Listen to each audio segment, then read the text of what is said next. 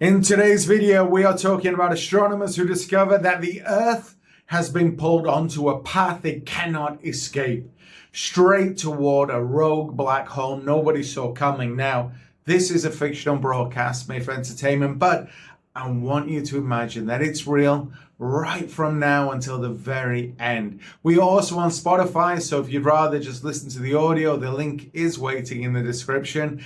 And if you are a frequent listener, make sure to please subscribe. Here's David and Sarah. Good evening, and I want to be very clear right at the top that we have interrupted our scheduled programming because of information we have spent the last 40 minutes verifying with 3 independent sources. I am David Hale. I am joined by Sarah Donovan. What we are about to tell you is not a drill, it is not a simulation, and it is not a projection of something that might happen in some distant century.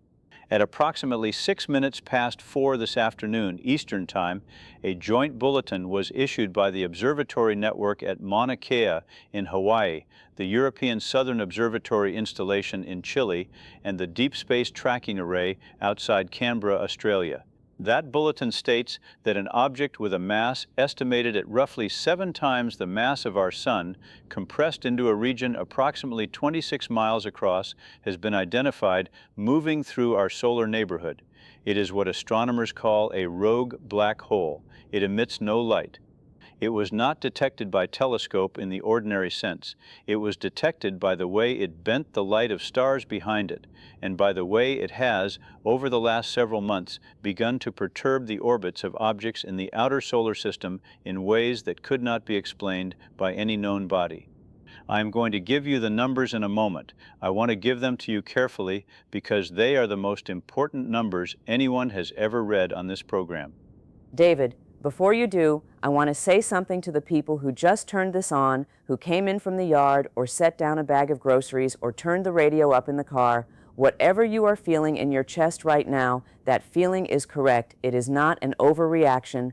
We are going to be here with you. We are not going anywhere. There will be no music, there will be no commercials, and we are going to stay on this desk for as long as this station has power and as long as we are able to speak.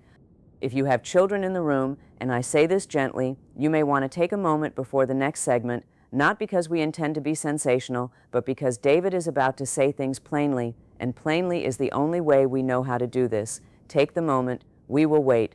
And if you are alone tonight, I want you to know that we are aware of you, we are thinking about you specifically. Stay with us. Here are the verified figures as of this hour. The object has been designated by the International Astronomical Union under an emergency provisional catalog number. Informally, the discovery teams have been calling it the Vantage object, after the Vantage survey program that first flagged the lensing anomaly. Its estimated mass is 7.1 solar masses with an uncertainty of plus or minus 0.4. Its event horizon, the boundary past which nothing including light escapes, has a diameter of approximately 26 miles. Its current distance from Earth is approximately 310 billion miles, which is a little over 5.5 light hours. Its velocity relative to our Sun is approximately 1,400,000 miles per hour. And here is the part one need you to hear correctly. It is not going to hit Earth. It does not need to. Earth's orbit around the Sun has already been altered by its approach.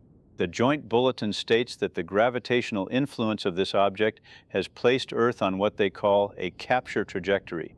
In plain language, our planet has been pulled off its path around the Sun and is now falling toward this object.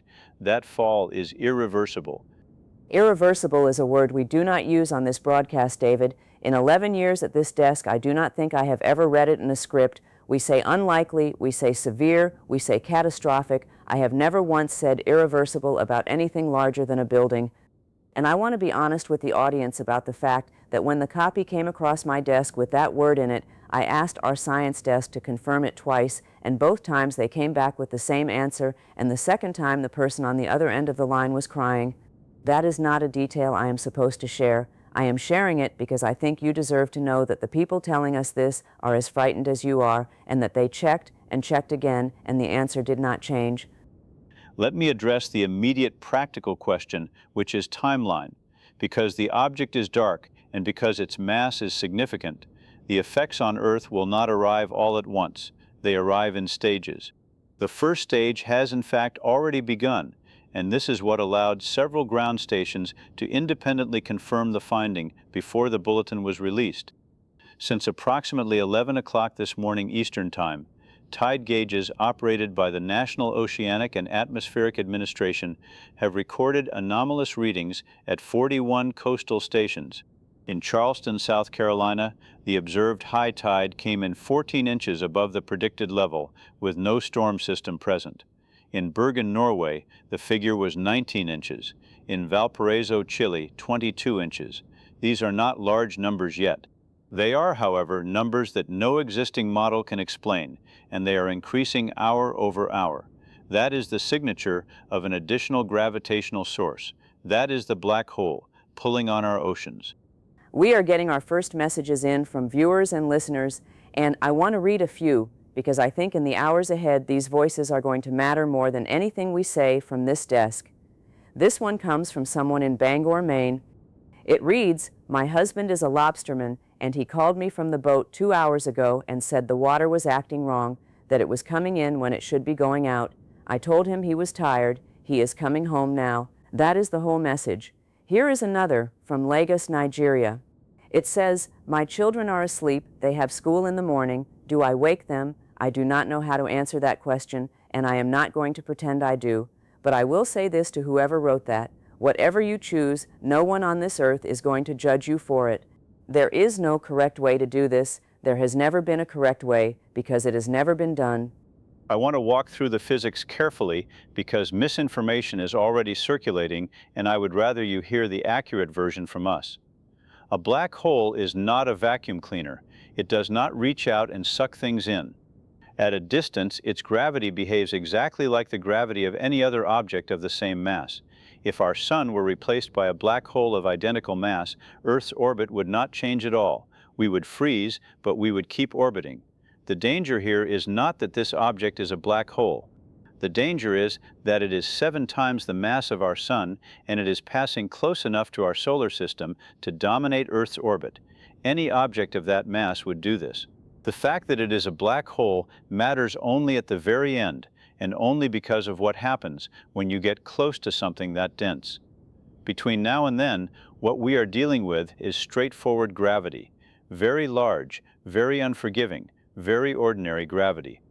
And when you say the very end, David, I think people need to hear the number attached to that because I am watching social feeds and I am seeing figures ranging from 6 hours to 600 years, and that range is doing enormous harm right now. People are making decisions based on numbers they read from strangers, so let us be the ones who say it clearly, with the caveat that this is the current best estimate from the Joint Bulletin and that it may be revised. The current best estimate from the Joint Bulletin is that Earth's surface becomes uninhabitable within approximately 36 to 42 hours from the time of the bulletin.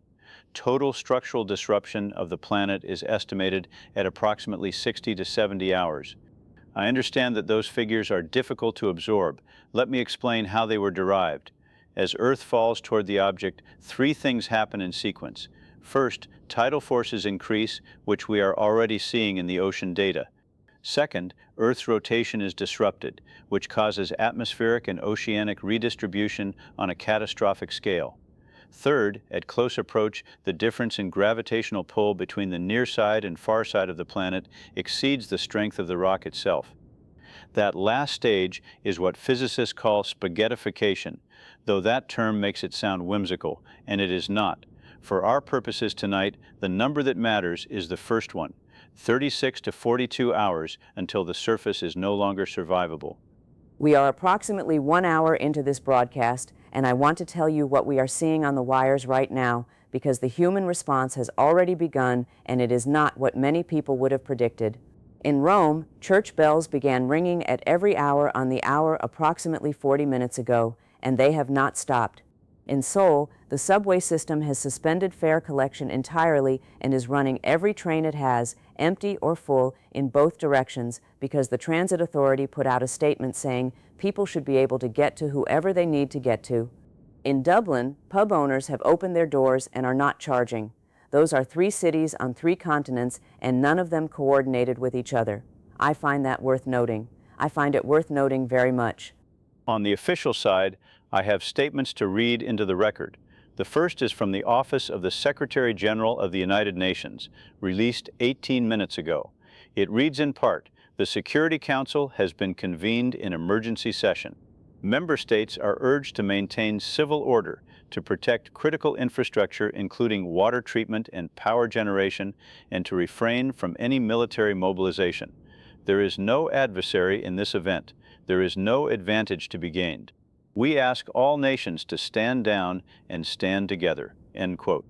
The second statement comes from the Joint Command of the North American Aerospace Defense Command, which confirms that all strategic forces in the United States and Canada have been ordered to a posture the statement describes as maximum restraint. NORAD further confirms that direct communication has been established with counterpart commands in Moscow and Beijing, and that all 3 parties have agreed to what the statement calls total transparency of launch status. That is significant. That is 3 nuclear powers agreeing in the first hour to take that particular fear off the table. I want to sit with that for 1 second, because it is easy to hear an announcement like that and think of it as procedural. It is not procedural. Somewhere in a bunker in Nebraska, and somewhere in a facility outside Moscow, and somewhere in a command center in Beijing, people who have spent their entire careers preparing to distrust each other picked up a phone tonight and told the truth. Whatever else happens in the next day and a half, that happened. That is a real thing that human beings did, and I am going to hold on to it because I suspect we are going to need things to hold on to. We are joined now by Dr. Avery Whitfield, who is a gravitational astrophysicist and who is part of the confirmation team at the Canberra facility. Dr. Whitfield joins us by phone from Australia, where it is currently early morning. Doctor, thank you for taking the time. I want to start with the most direct question I can ask. Is there any possibility, any at all, that this analysis is wrong? Mr. Hale, thank you for having me, and I am going to answer that honestly rather than kindly. No, there is not. I want to explain why, because I think people deserve the reasoning and not just the conclusion. We did not detect this object once. We detected it 4 separate ways. The first was gravitational lensing, which is a distortion in the light of background stars, and that gave us a position and a rough mass. The second was orbital perturbation in the Kuiper Belt, which is a region of icy bodies beyond Neptune, and those bodies have been drifting off their predicted positions for approximately 11 weeks in a pattern that pointed directly back to the same location. The third was Doppler measurement of the sun itself. Our own star has been wobbling. The fourth, and this is the one that ended the argument, is that Earth's orbital velocity has measurably changed. We have that from satellite ranging data with an accuracy of better than an inch. The planet is moving differently than it was 90 days ago. That is not an inference. That is a direct measurement of our own position. Doctor, I want to press on the question everyone is asking, which is whether anything can be done. There have been proposals over the years for deflecting asteroids. There is a substantial body of work on that. Is there any version of that thinking that applies here? I understand why the question is asked, and I want to treat it with respect rather than dismissing it. Asteroid deflection works because an asteroid is small. The largest object we have ever discussed nudging weighs perhaps a few 100 million tons. To change Earth's trajectory in any meaningful way, you would need to apply a force to a body weighing 13,000 trillion pounds, and you would need to apply it against the pull of an object 7 times the mass of the sun. If you took every nuclear weapon on Earth and detonated them all at once in the same direction, the change in Earth's velocity would be smaller than the width of a human hair per hour. It would not register, it would not be measurable. The energy scales are not close. They are not in the same universe of close. I am sorry, I have spent the last 6 hours looking for a version of this where the answer is different, and there is not one. Doctor, may I ask you something that is not about physics? You have been awake for how long now? Roughly 31 hours. Most of the team here is in similar shape. And what did the room feel like when the confirmation came through? I ask because I think the world is going to want to know that moment, and you are one of maybe 40 people alive who was in it. It was very quiet. I have thought about that a great deal in the hours since. There was a graduate student sitting 2 seats to my left who had been running the perturbation models, and when the fourth confirmation came in, that student said the words "all right," and then closed the laptop, and then stood up and walked to the window. Nobody shouted, nobody argued. There was a colleague who began very methodically writing everything down by hand in a paper notebook. I asked why later, and the answer was that if any of this survives, it should be in something that does not need electricity to be read. That struck me as an extraordinarily human thing to think of in that moment. We are a species that writes things down, even now, especially now. Dr. Whitfield, thank you. We will come back to you later in this broadcast if you are able. We are now at approximately 2 hours since the bulletin. I want to update the tidal figures because they have moved. Charleston, South Carolina is now reporting a high tide 26 inches above prediction, up from 14 inches when we came on air. Bergen, Norway is at 31 inches. Valparaiso, Chile at 38 inches. The Bay of Fundy in Nova Scotia, which has the largest natural tidal range on Earth at roughly 50 feet, is reporting a range increase of approximately 9 feet. Emergency Management in Nova Scotia has issued a mandatory evacuation for low-lying communities, including Truro and Wolfville. The first casualty figures have also come in, and I want to be careful and precise about what they represent. 23 deaths have been confirmed so far, and they are not from the tides. 14 occurred in traffic incidents in the first hour of public panic, primarily in Los Angeles, Mexico City, and Cairo. 6 are cardiac events, 3 are being investigated, 23 confirmed dead. 23 people, every one of them a person who was going to have dinner tonight. I want to name what is coming because I think naming it makes it easier to face. That number is going to grow. It is going to grow a great deal, and it is going to grow quickly, and by the end of this broadcast, it is going to be a number so large that our minds will stop being able to see people in it. That is what happens to human beings and large numbers. So I am going to try, as often as I can over the next day, to pull one person out of the number and put them in front of you, because 23 is still small enough to hold, and I want us to practice holding it while we still can. Infrastructure reporting is beginning to come in, and the picture is mixed. The North American power grid is stable at this hour. The Eastern Interconnection, the Western Interconnection, and the Texas grid are all reporting normal load with a modest evening spike consistent with people being home. The Federal Energy Regulatory Commission has issued guidance to all operators to run at full generation regardless of economics. In Europe, the grid is likewise holding, though France has reported that 3 nuclear plants have moved to reduced output as a precaution because a portion of the operating staff has left the site. That is not a criticism. Those are people with families. But it does mean that grid stability in Western Europe is now more fragile than it was 6 hours ago. In Japan, the Tokyo Electric Power Company reports full operation and has stated publicly that its personnel have volunteered to remain through the duration. I have a statement here I want to read in full because it came in about 12 minutes ago and I have read it 4 times and I keep coming back to it. It is from the Tokyo Electric Power Company and it is short. Quote, "Our engineers at all facilities have been offered release from duty. As of this hour, 412 of 440 personnel have declined release and remain at their stations. They have asked us to communicate the following. The lights should stay on. People should be able to see each other. We will stay." End quote. 412 people who could go home right now, who are choosing to stand in a control room so that strangers in apartments across a city can keep the lights on and see each other's faces. I do not have anything to add to that. I do not think it needs anything added. We are approximately 3 hours in now, and I want to give you a global picture of what has changed. Air traffic has been affected significantly.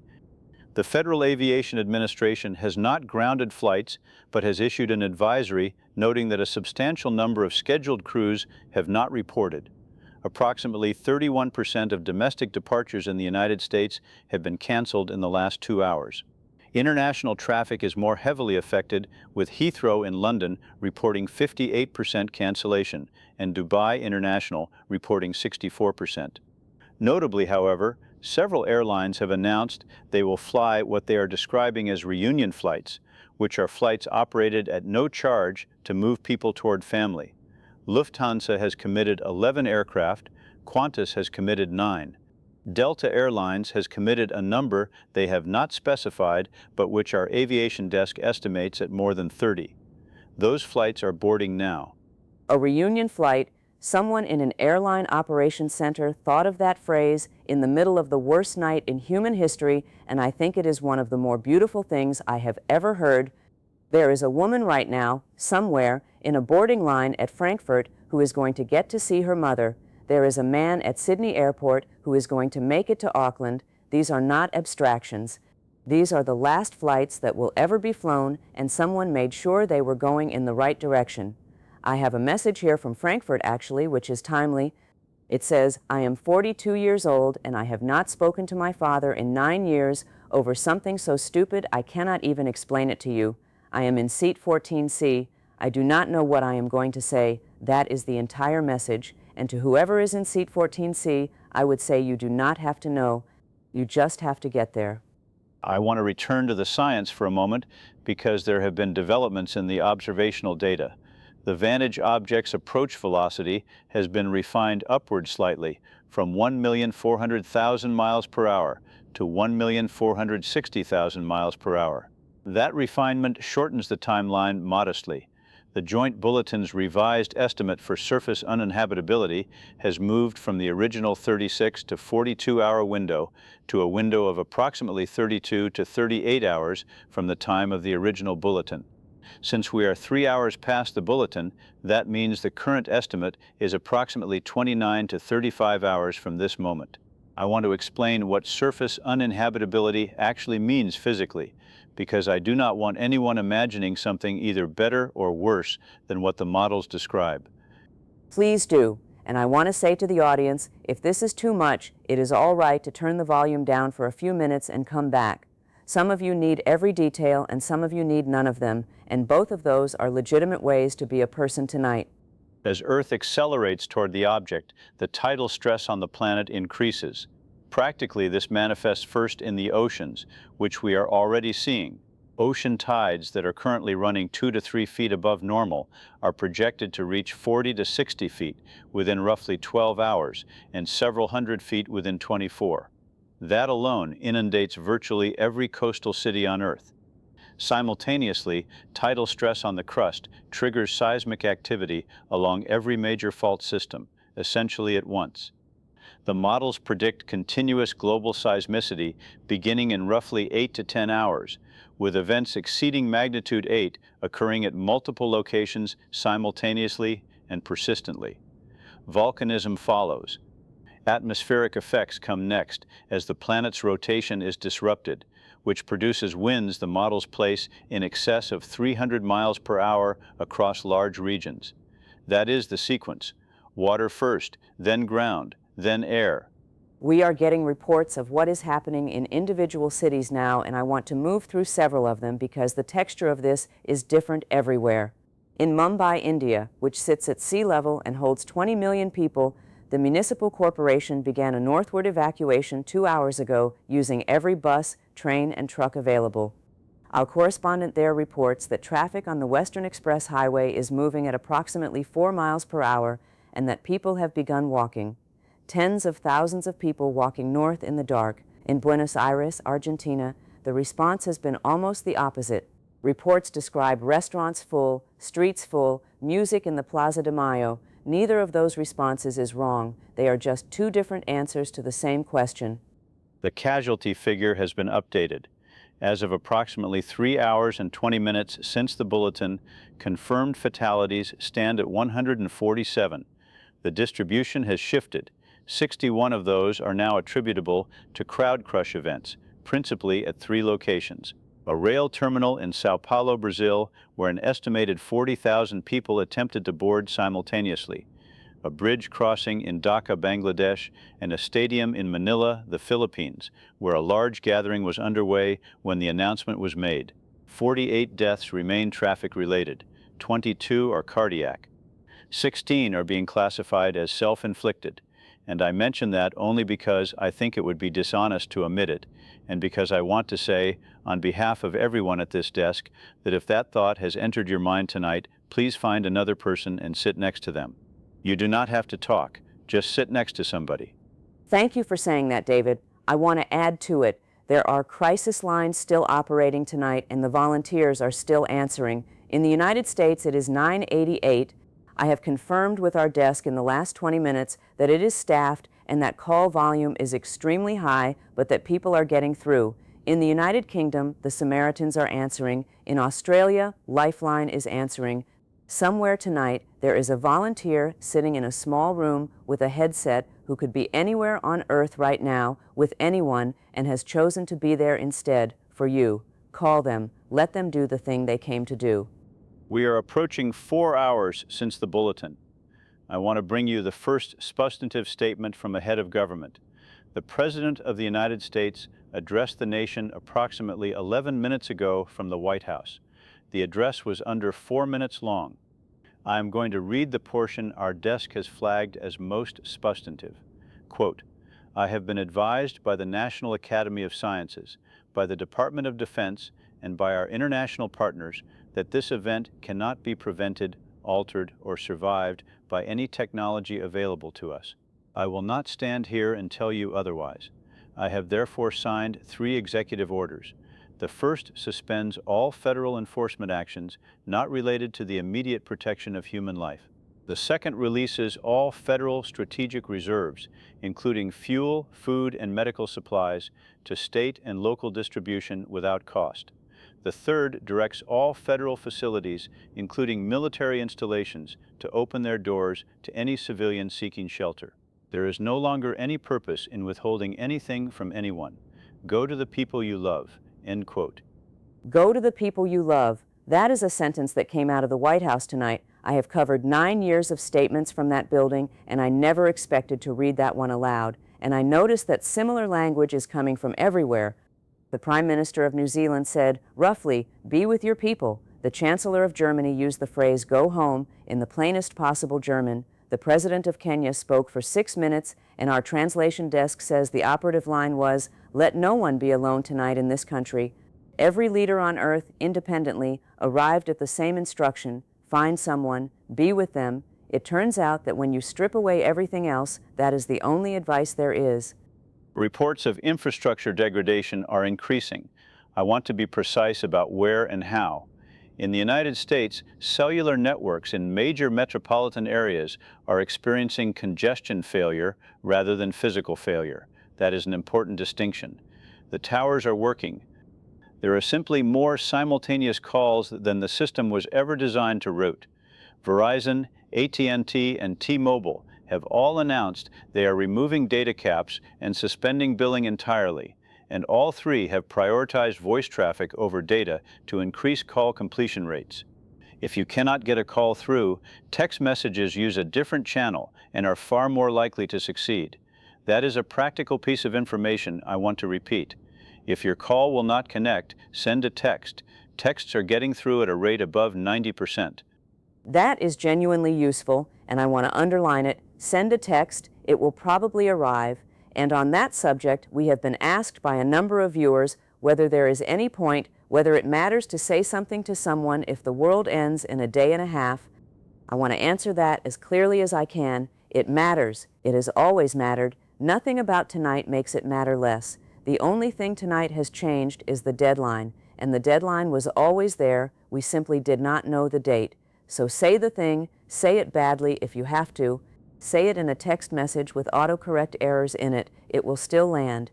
We are now approximately 5 hours in. There has been a significant development in the ocean data, and I want to walk through it carefully. The National Oceanic and Atmospheric Administration has issued what it is calling an unprecedented tidal emergency for all United States coastlines. The predicted high tide for the Atlantic seaboard in the next cycle is now estimated at 11 to 14 feet above normal high water. For context, that exceeds the storm surge from most major hurricanes. Evacuation orders are now in effect for coastal zones in Florida, Georgia, South Carolina, North Carolina, Virginia, Maryland, Delaware, New Jersey, and New York. The city of Miami Beach is expected to be substantially underwater within 4 hours. Charleston, Savannah, and Norfolk are in similar positions. On the Gulf Coast, New Orleans is projected to overtop its levee system within 6 hours. We have a message from Miami Beach that came in a few minutes ago, and I want to read it because it is the sort of thing I think we are going to hear more of. It says, I run a nursing home on Collins Avenue with 62 residents. We have no way to move them all. Our staff of 9 has decided to stay. We have moved everyone to the 3rd floor. We have water and food, and we have opened all the windows so people can see the ocean because several of them asked, if you read this on the air, tell my daughter in Ohio that I am not scared and that she should stop calling and go be with her kids. It is signed with a first name only, and I am not going to read it because the daughter will know. 9 people staying with 62 people on the 3rd floor, with the windows open. I want to add the technical context to what Sarah just read, because it explains something. That facility is on a barrier island with a maximum natural elevation of approximately 8 feet. A 3rd floor puts those residents at roughly 35 feet. Against an 11 to 14 foot surge, that is survivable. Against the 40 to 60 foot tides projected for later tomorrow, it is not. Those staff members almost certainly know that. They have done the arithmetic and made a decision about how they want to spend the time. I want to note that this pattern is repeating across the hospital and care systems of the world.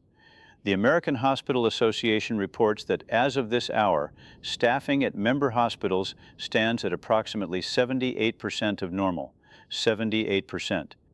On a night when every person in that building could walk out the door and nobody would stop them. 78%. I would have guessed 20. I want to be honest about that. I would have guessed that people would go and that we would understand and that the buildings would be empty, and instead more than 3 out of 4 nurses and doctors and orderlies and janitors in American hospitals are at work right now. I keep thinking about the janitors specifically for some reason. Somebody is mopping a floor tonight in a hospital in Cleveland because a floor should be clean. I do not know why that undoes me, but it does. The casualty count has been revised again. As of 5 hours and 15 minutes since the bulletin, confirmed fatalities worldwide stand at 1,040. The largest single contributor is now coastal flooding, which has claimed an estimated 410 lives, concentrated in low-lying areas that received little or no evacuation warning.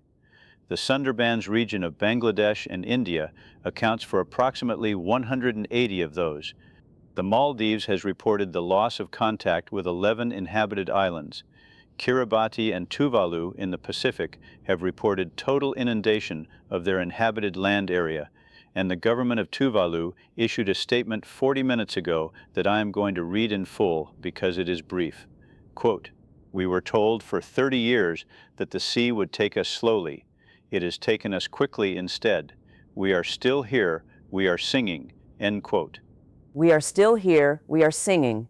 Tuvalu is a nation of about 11,000 people spread across 9 islands in the Pacific, and its highest natural point is roughly 15 feet above sea level.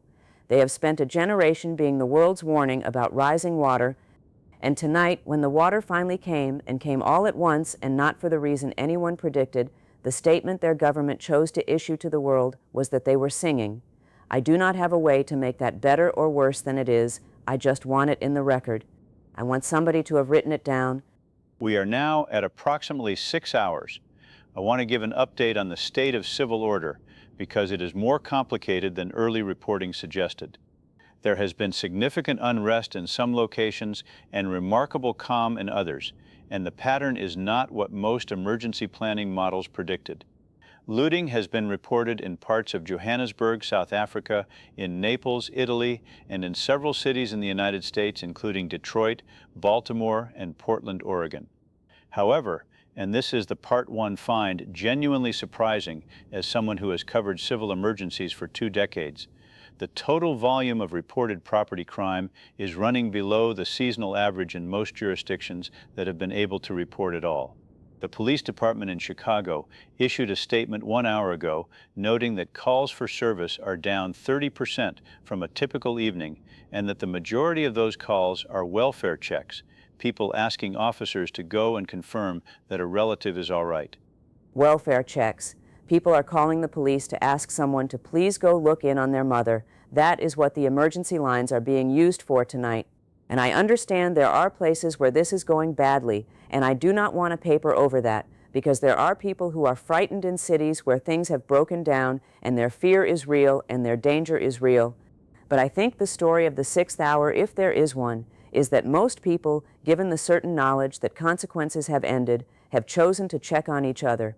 Somebody should have told us that about ourselves earlier. It would have changed a lot of things. We are receiving updated observational data, and there is one element of it I want to convey because it is going to become visible to the public shortly. The vantage object itself remains invisible. It emits nothing. However, as of approximately 2 hours ago, observatories have begun detecting what is called an accretion signature, which is radiation emitted by matter falling into the object. That matter appears to be interstellar gas and dust that the object has swept up on its passage. This is producing a faint but real emission in the X-ray band, and as of the last hour, in the visible band as well.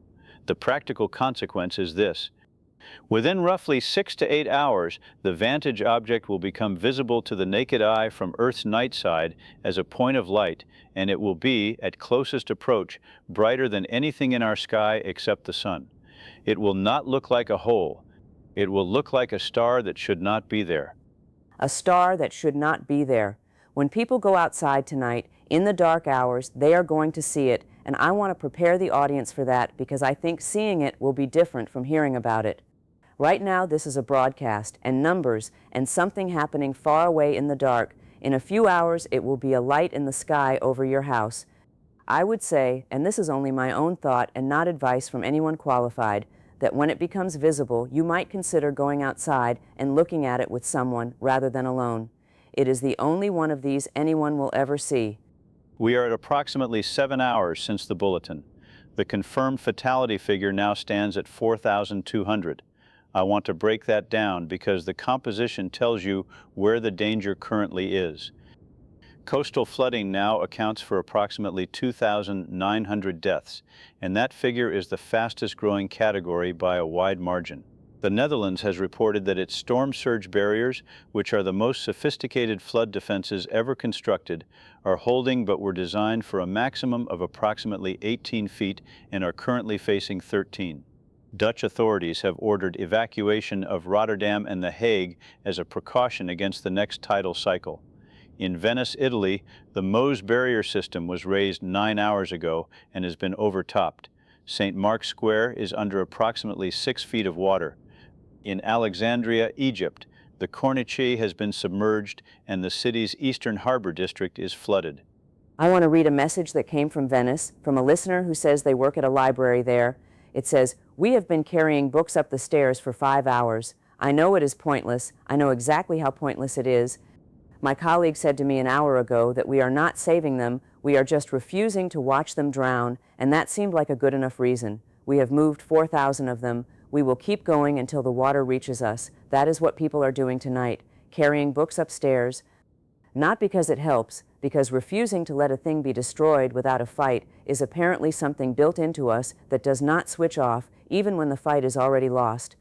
There is a development in the space sector I want to report because it has been widely rumored and I want to correct the record. There have been persistent reports over the last several hours that various governments and private entities are attempting evacuation launches. I can confirm the following. There are currently 7 human beings off the planet, all aboard the International Space Station and the Chinese Tiangong Station. There have been no launches since the bulletin, and there will be none. I want to explain why plainly. Every crewed vehicle currently on Earth is designed for low orbit, or at most, lunar transit. Low orbit is not an escape. An object in low Earth orbit is falling toward the black hole at the same rate as the planet it orbits. The Moon offers nothing. Even Mars, at its current position, is inside the region of gravitational disruption. There is no destination. The engineering does not exist and would not help if it did. And what about the 7 people who are up there, David? I have been thinking about them since the bulletin came in, and I suspect a lot of people watching have as well. Mission Control in Houston and the corresponding facility in Beijing have both confirmed that the crews have been fully informed. NASA released a statement approximately 90 minutes ago stating that the station commander requested and received permission to open the communication link to the public. That link is now open. The 7 crew members have been broadcasting continuously on an open frequency for the last hour, and what they have been doing, according to our desk, is describing what they can see. The oceans, the lights of cities. They have been reading out the names of the places they pass over. Amateur radio operators around the world are relaying it. If you have a shortwave receiver, that transmission is going out on multiple bands. 7 people are looking at the whole planet at once and telling everyone on it what it looks like from up there. We are approaching the 8th hour. I want to take a moment before we move into the next phase of this and simply say where we are. It has been 8 hours since 3 observatories on 3 continents told the world that we are falling.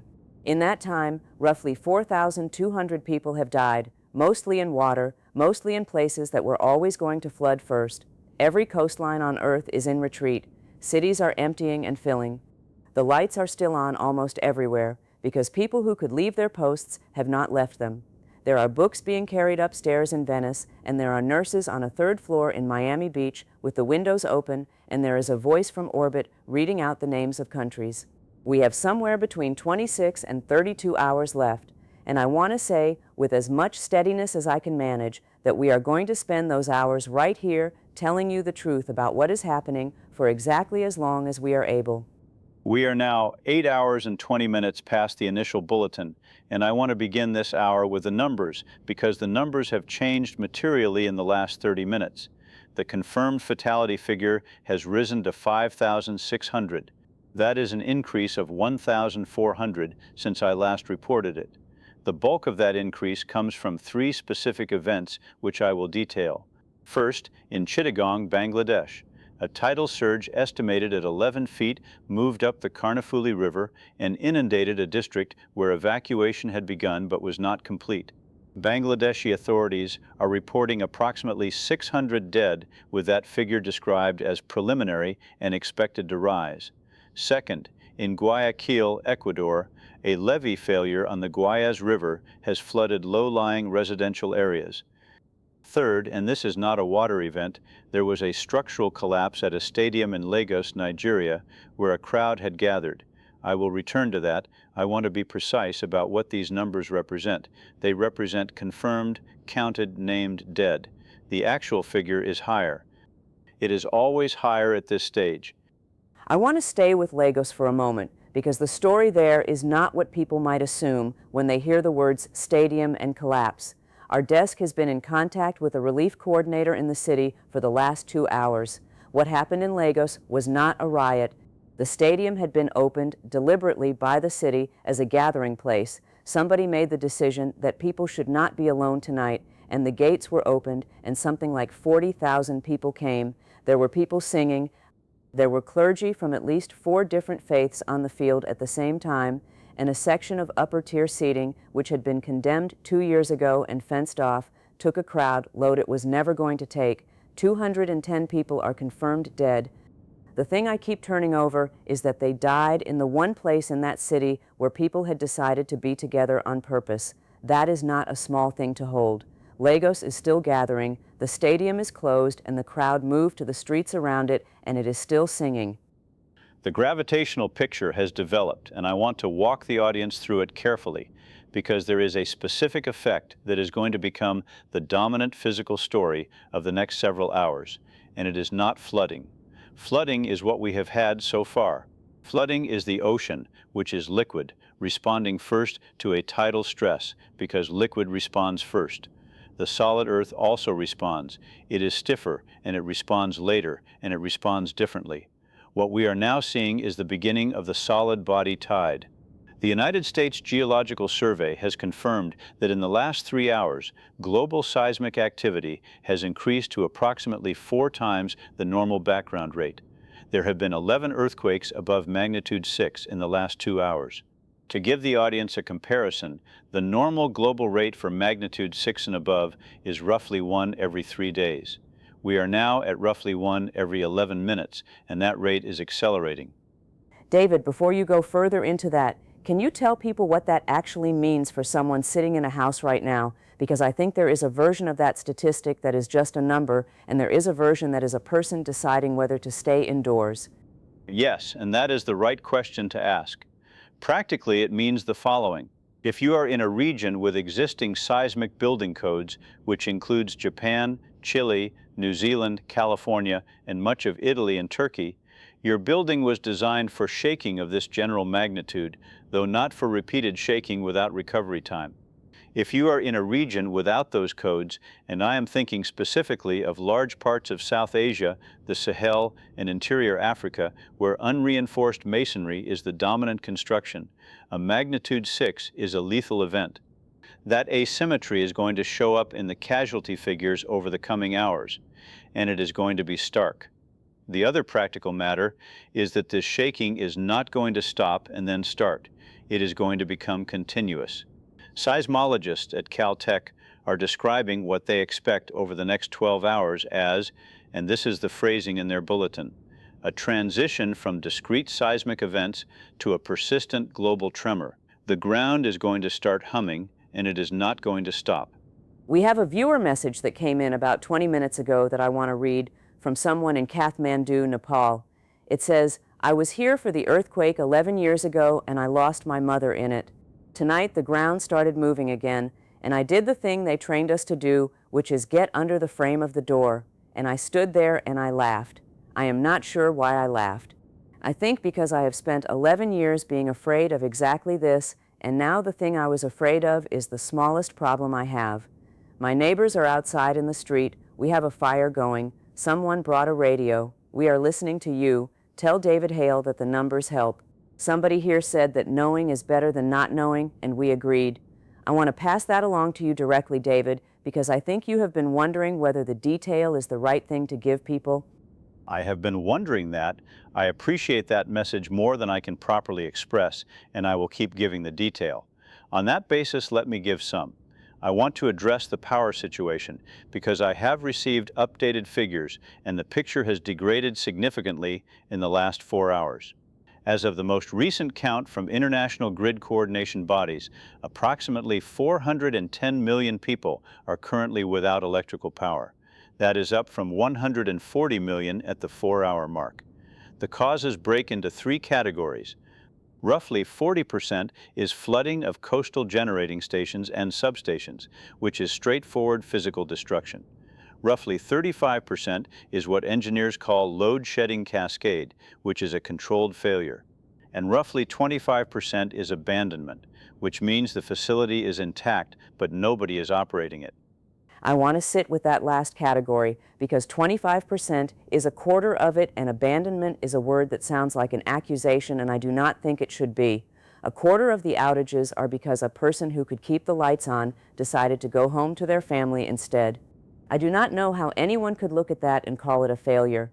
Every one of those is a human being who did the arithmetic on what the remaining hours are for and came out somewhere different from the people who stayed. And I want to say, without any qualification, that both answers are correct. The person in Manila who walked out of a control room to find their children did the right thing. The person in Manila who stayed did the right thing. There is no version of tonight where one of those is a betrayal. I want people listening who left their post to hear that clearly. You are not the reason for anything. Let me give the geographic detail on the outages because it matters for what people should expect. In the United States, the Eastern Interconnection is currently experiencing rolling blackouts across the Mid-Atlantic, with Baltimore, Philadelphia, and Washington reporting intermittent service. The Texas grid is currently at approximately 60% capacity. The Western Interconnection is largely intact. In Europe, the continental synchronous grid has partially fragmented. France, which draws heavily on nuclear generation, remains at high capacity because nuclear plants do not require fuel delivery, and the operators, and I want to note this specifically, the French nuclear operator has confirmed that all 56 reactors remain staffed. In Japan, the grid is intact, and the Japanese government has issued a statement I want to quote directly. The statement reads, "The government of Japan confirms that all critical infrastructure remains under active operation." Utility workers, medical staff, transport operators, and emergency services have reported for duty at rates exceeding 90%. The government does not require this and has issued no order compelling attendance. The government wishes to state that it did not expect this and does not fully understand it, and that it is grateful." End of quote. I have read a great many official statements over my career, and I do not recall one that admitted the government did not fully understand something. 90% attendance. In a country that knows exactly what is coming, 90% of the people who run things went to work. We are just past 9 hours now. I want to talk about what is happening in homes because the picture we have been building is infrastructure and water and numbers, and underneath all of it there are about 8 billion individual evenings happening at once. Our desk has been collecting messages continuously, and I want to describe the pattern in them because there is one. In the first 3 hours, the messages were questions. Is this real? How long? What should I do? In hours 4 through 6, they were logistics. Should I drive north? Is the airport open? Where do I take my parents? In the last 3 hours, they have changed completely. They are not questions anymore. People are sending us statements. People are telling us things they want said out loud. Here is one from Osaka, Japan. It says, "I have not spoken to my brother in 9 years over something that I could not explain to you now if I tried. I called him 4 hours ago. He picked up on the second ring like he had been sitting next to the phone. We did not talk about the 9 years. We talked about a dog we had when we were children. His name was Momo. We talked about that dog for 1 hour and 10 minutes. Here is one from Cork, Ireland. It says, "I am 81. I have buried a wife and a son. I want to tell whoever is listening that a long life is not a small thing, and I got one, and I am not owed more, and I am sitting by a window with tea." And here is one from Detroit in the United States, which is only 6 words. It says, "I told her, she said yes." I want to bring in Dr. Avery Whitfield again, who has been with us since the second hour and who has been back in contact with the Vantage Consortium. Dr. Whitfield, thank you for returning. I want to ask about the visibility timeline first, because you gave us 6 to 8 hours, and we are now inside that window. We are inside it, and I can update it. First visual confirmation came in about 40 minutes ago from an observatory in the Atacama Desert in Chile and has since been independently confirmed from 3 other sites. The object is now at approximately magnitude 2, which for the audience means it is currently about as bright as the North Star. That will not hold. Our modeling puts it at magnitude -4 within 4 hours, which is Venus, and at magnitude -8 to -10 in the final hours, which is brighter than anything except the sun and the full moon. It is currently located, for anyone who wants to look, in the constellation Sagittarius, low in the southern sky for northern hemisphere viewers, and high overhead in the southern hemisphere. I would tell people to look south and look for something that is too bright and in the wrong place. Dr. Whitfield, I want to press on something you said in your earlier appearance, which is that the accretion signature is matter falling in. As the object gets closer, is that matter increasingly coming from us, from Earth? Not yet. And that is a good question with a specific answer. Right now, the object is feeding on the interstellar medium. It's swept up on its journey, which is very thin gas. What you are seeing is that gas being compressed and heated in the accretion disk. Earth's atmosphere will not begin contributing material until roughly the final 2 hours. When it does, the situation changes character entirely, and the brightness increase becomes very rapid. I will be direct about the sequence, since I understand this broadcast has committed to directness. Before we are physically disrupted, the atmosphere is stripped. Before the atmosphere is stripped, the oceans are lifted. The order of operations is water, then air, then rock. Each of those stages is separated by a matter of tens of minutes at the end. Dr. Whitfield, I want to ask you something that is not technical, and you should feel free to decline it. You have been working this problem for something like 14 hours now, from what our producers tell me, and you have been on this broadcast 3 times. Is there anybody you need to call? Because I have been watching the scientists on this story work continuously, and I have started to wonder whether the work is a way of not stopping. That is a fair question, and I will answer it. Yes, there is a person in Wellington, New Zealand that I have not called. I have been telling myself the reason is that the observatory in Wellington is one of our confirming sites, and the lines are busy. That is not the reason. The reason is that if I stop calculating, I have to start feeling, and I am better at the first one. I think a lot of my colleagues are in the same position. There is a running joke in the consortium channel tonight that we are the only people on the planet who get to do their coping and their job with the same hands. But I take your point. I will call. And I want to say to the audience that the astronomy community has spent 400 years looking at the sky, mostly for the pleasure of it. And I would not trade the last 14 hours of understanding for 14 hours of not knowing. That is what I have. Thank you. That is more than we asked for, and we are grateful for it. Please make the call. Dr. Whitfield, one final technical matter before we let you go. There have been reports circulating on social platforms of proposals involving nuclear devices, and I want to give you the opportunity to address it definitively. I will be as clear as I know how. The total yield of every nuclear weapon on Earth, detonated simultaneously and with perfect efficiency, is roughly 14,000 megatons. The kinetic energy involved in the Earth's motion relative to this object is on the order of 10 to the 29th joules. The entire nuclear arsenal is approximately 10 to the 20th. We are short by a factor of 1 billion. It is not a hard problem that we lack the resources for. It is a category error. It is like proposing to stop a freight train by throwing a grain of rice at it, except the ratio is far worse than that. There is no device, no configuration, no clever application. I would rather people spend the remaining hours on something real than on hope built out of a misunderstanding. Dr. Whitfield, thank you. Go make the call to Wellington. We are now at 10 hours.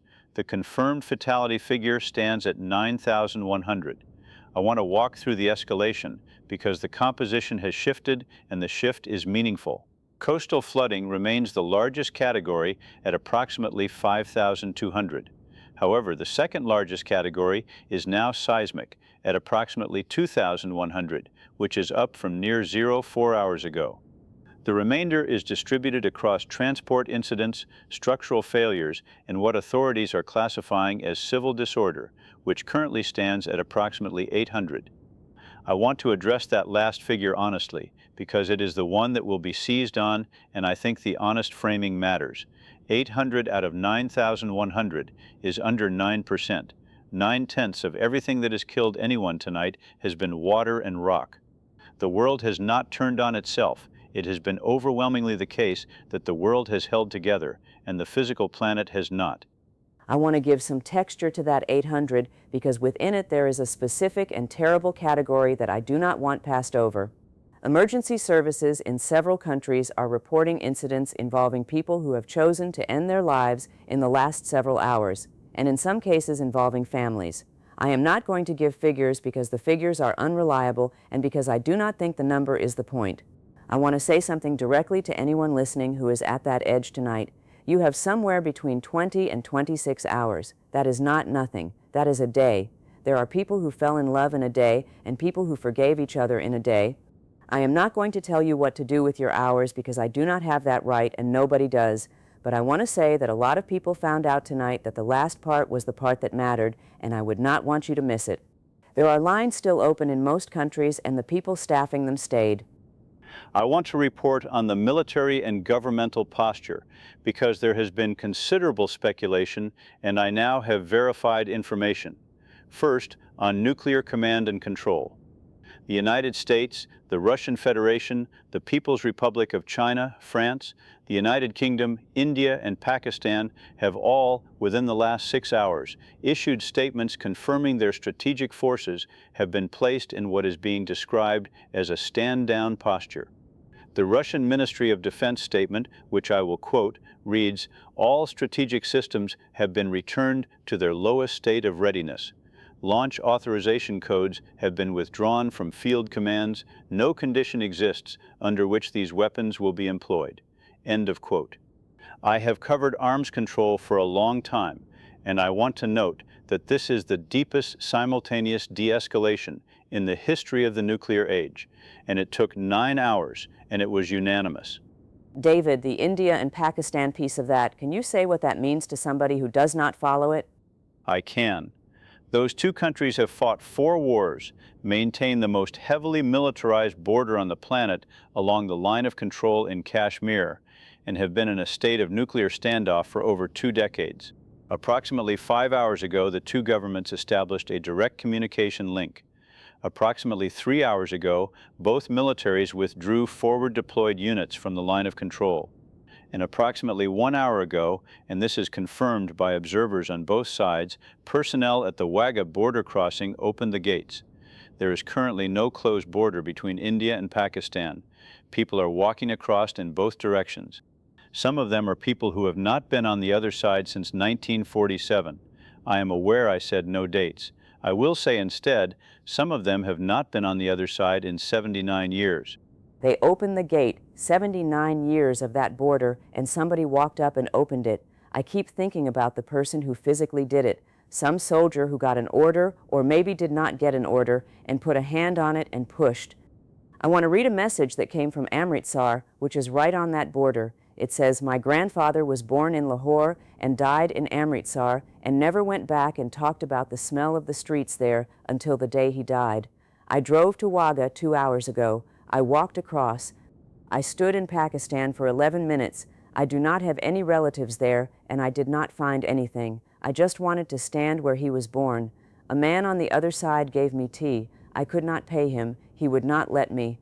I want to move to the transport and logistics picture because it has deteriorated in a way that has direct practical consequences for people listening. Commercial aviation is effectively finished.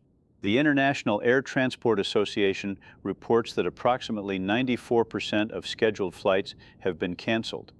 The remaining 6% are largely repositioning flights and a small number of what airlines are informally calling reunion flights, which are aircraft being flown by volunteer crews on routes chosen to move people toward family. Lufthansa, Qantas, and Emirates have all confirmed they are operating a small number of these without charge. Emirates has a flight currently in the air between Dubai and Manila, carrying, according to the airline, 318 passengers, all of whom are workers going home. The crew volunteered. That aircraft will land in Manila in approximately 4 hours. 318 people going home. I want people to picture that cabin. Overseas workers who have been sending money back to families for years, who probably had a plan about when they would go home, and the plan was 2 more years or 3 more years, and tonight somebody put a plane in the air for them.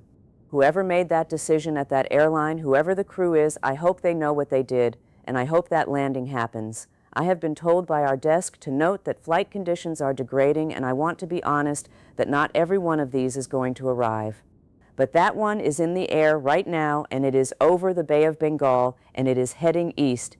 On the ground transport picture, rail service in Europe is operating at approximately 30%, and I want to note that Deutsche Bahn, the German National Railway, has suspended all ticketing and is running trains without charge. The same is true of the rail operators in Japan, India, Switzerland, and Argentina.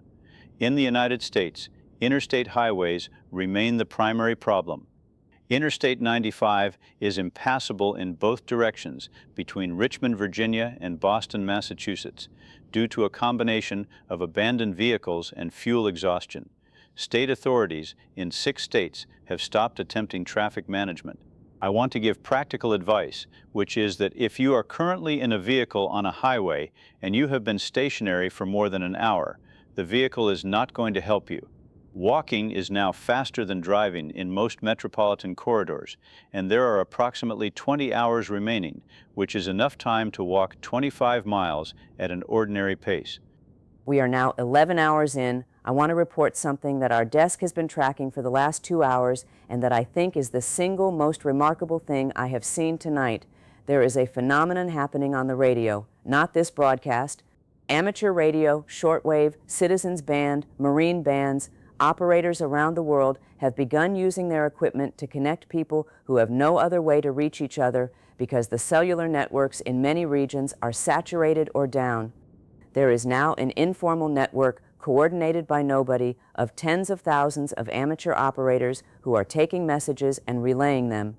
A person in rural Montana wants to reach a daughter in Auckland, New Zealand. The message goes out on 40 meters, gets picked up in Hawaii, relayed to Fiji, relayed to Auckland, and somebody knocks on a door. The amateur radio coordinating bodies in the United States, Japan, Germany, and Brazil have all issued the same instruction to their members, which is to abandon all normal protocol and pass anything anyone asks them to pass. One operator in Norway told our desk that they have relayed 416 messages in the last 6 hours and have not eaten. The messages are almost all the same 3 sentences. I love you, I am sorry, I am safe. A hobby that most people thought was obsolete is currently the most functional communication system on the planet, and it is being run entirely by volunteers who are not being paid and will not be thanked, and it is working. That is technically accurate, and I want to add the engineering reason because it explains something important. Amateur radio works tonight for the same reason it has always worked in disasters. It is decentralized. There is no server, no exchange, no billing system, no single point of failure. A cellular network requires a functioning grid, a functioning backhaul, and a functioning corporate entity. A ham radio requires a battery, a wire, and a person. When we built the modern communication system, we optimized it for capacity, and we accepted fragility as the price. The thing that is still standing tonight is the thing we did not optimize. I think that is worth somebody writing down, although I recognize the limited utility of lessons learned at this particular juncture. There is something a little bit funny in that, and I am going to allow myself to notice it. The internet is failing and the shortwave is fine. Somewhere there is a 70-year-old in a garage in Ohio with a rig they built in 1980-something who has been telling people for 40 years that this would matter, and tonight it does, and they are too busy to gloat. Updated casualty figure at 11 hours and 40 minutes. Confirmed dead now stands at 14,300. The acceleration is significant, and I want to identify the driver. In the last 90 minutes, there have been 2 magnitude 7-point-plus earthquakes. The first, magnitude 7.4, struck off the coast of Sumatra, Indonesia. The second, magnitude 7.1, struck in central Turkey near Kahramanmaraş, a region still recovering from a catastrophic earthquake several years ago. Turkish authorities report widespread building collapse. I also need to report that the Sumatra event has generated a tsunami. Wave heights of approximately 14 feet have been recorded, and the wave is propagating across the Indian Ocean. Warning systems are functioning. Sri Lanka, southern India, and the Maldives are under warning. The Maldives, I have to say plainly, has a maximum natural elevation of approximately 8 feet. The Maldives, that is roughly 500,000 people on a set of islands where the highest ground is shorter than a basketball hoop. Our desk has been in contact with a hotel manager on one of the outer atolls who told us that every boat on the island is in the water and full and going nowhere in particular because there is nowhere in particular to go, but being on a boat is better than being on 8 feet of sand. That is what the choice looks like there tonight. Get in a boat and float. The Maldivian government issued a statement 3 hours ago that I want to quote in full because it is short. It says, "We have spent 30 years telling the world that the ocean was coming for us and asking for help that never fully came. We do not raise this tonight in accusation. We raise it because we were right and because we would like it noted and because there is no longer any time in which being right will do us any good." End of quote. I want to add the physical context for that, which is that the tsunami is not the main event for the Maldives, and the Maldivian government knows that. The baseline sea level is rising independent of any wave because the tidal bulge is growing. Global mean sea level relative to land, as measured by the surviving tide gauge network, is now approximately 9 feet above normal high tide on the subvantage hemisphere, and it is climbing by roughly 1 foot every 90 minutes and accelerating. I want to give the audience the specific implication. Anywhere below approximately 30 feet of elevation should be considered lost within the next 8 hours. That includes the entirety of Miami, Florida. It includes Amsterdam, it includes Dhaka, Bangladesh, it includes Shanghai, Guangzhou, Kolkata, Bangkok, Ho Chi Minh City, Lagos, Alexandria, Basra, and New Orleans. David just read a list of cities, and I want to say what is in that list because it goes by fast. Shanghai is 26 million people, Dhaka is 23 million, Kolkata is 15, Bangkok is 11, Ho Chi Minh City is 9, Lagos is 15. That is 100 million people in 6 sentences. Every one of those cities is a place where somebody has a favorite bench. I do not have a better way to say it than that. Somewhere in Shanghai there is a person who has a favorite bench by the river and who has probably already lost it and who does not have any way to explain to anybody why that particular thing is the thing they are grieving. Here is a message from Shanghai that came in about 40 minutes ago through the amateur relay network, which is now how a lot of these are reaching us. It says, "The water came into our building at the 2nd floor. We are on the 14th. There are now about 200 people from the building on the roof and the stairwells. Someone brought a keyboard up, an actual keyboard, a musical one, battery-powered. Somebody's grandmother is playing it. She has been playing for 2 hours, and she does not seem tired. Every so often, the building shakes and she stops and then she starts again. We do not know most of the songs. It does not matter. Please tell people that the 14th floor of a building in Pudong has music on it." We are now approaching 12 hours, which is the midpoint by most estimates. I want to give a full status assessment at the halfway mark because I think it is useful to have a single clear picture. Confirmed dead, 16,800. Without power, approximately 620 million. Displaced from coastal areas, an estimated 210 million, which is the largest human movement in recorded history, and it has occurred in half a day. Seismic activity running at approximately 9 times background. Sea level anomaly, 9 to 11 feet and rising. Atmospheric pressure anomalies now measurable, with barometers on the sub-vantage hemisphere reading approximately 30 millibars below normal and falling, which is producing extremely high winds along the terminator line. Wind speeds of 110 miles per hour have been recorded in the mid-Pacific. And what is the picture on the other side of that, David? Because you have given the ledger, and I want to give the other ledger, and I want to say that I do not think it is softer than yours or less real than yours. In 12 hours, this is also what has happened. Every nuclear weapon on this planet was stood down without a single condition being asked for in return. A border that was drawn in blood and held for 79 years was opened by somebody who just decided to open it. 90% of Japanese infrastructure workers went to work. 25,000 amateur radio operators became the phone system. An airline put a plane in the sky for 318 laborers going home. A grandmother in Pudong has been playing keyboard on a roof for 2 hours. Those are also facts. They are as verified as yours. I want them in the record at the halfway point. They are in the record. I want to report on the visual situation because it has now begun, and this is a significant moment. Approximately 25 minutes ago, the vantage object became visible to the naked eye from Earth's night side. We have confirmation from observers across South America, Southern Africa, Australia, and Southeast Asia. The object is currently at approximately magnitude -3, which makes it the brightest object in the night sky after the Moon, brighter than Jupiter and brighter than Venus. It is described consistently by observers as a blue-white point of light, notably bluer than any star, without visible extent, and, I am told repeatedly in these reports, and this is a subjective observation but it recurs, without any twinkle. Stars twinkle because atmospheric turbulence bends their light. This does not, and observers are describing that steadiness as the thing that makes it feel wrong. I went outside. I want to tell people that because I think it matters that I am not just describing something I read on a wire. During the last break, I went out onto the street and looked south, and it is there. It is a very small, very hard, very still blue point, and it is the brightest thing up there, and it does not move, and it does not flicker.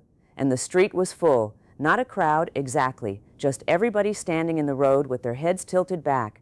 Nobody was talking much. A woman a few feet from me was holding up a baby, holding the baby up over her head so the baby could see it, which the baby obviously could not understand and will not remember. And I thought that was the most human thing I have ever watched anybody do.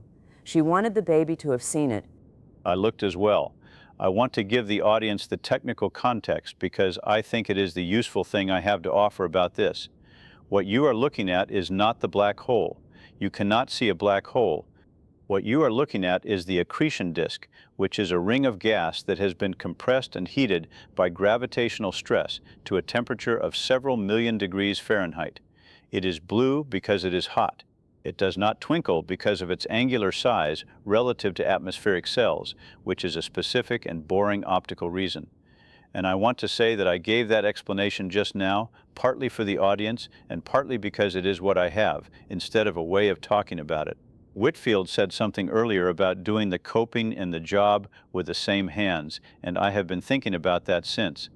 You are allowed to just have looked at it, David. For the record, you are allowed to have gone outside and looked at a thing in the sky and not had a paragraph ready. Noted and appreciated. I will take that under advisement. We are now at 12 hours and 40 minutes. I have new figures, and there is a category I have to add. Confirmed dead is now 19,400.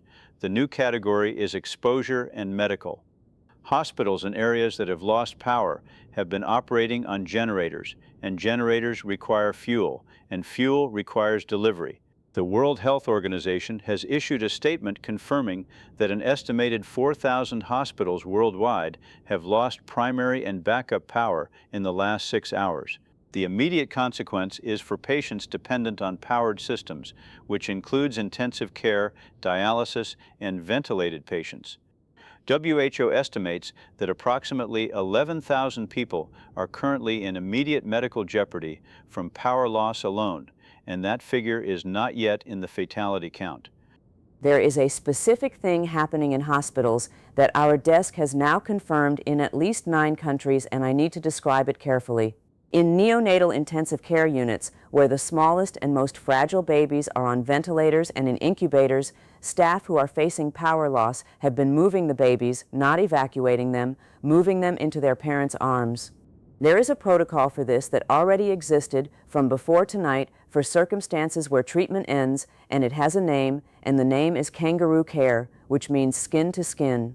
Nurses in Lima, Peru, and in Kinshasa, and in Manila, and in Naples have been unhooking babies who were never going to survive the outage and putting them on their mothers and fathers and staying in the room, not leaving, staying in the room with them.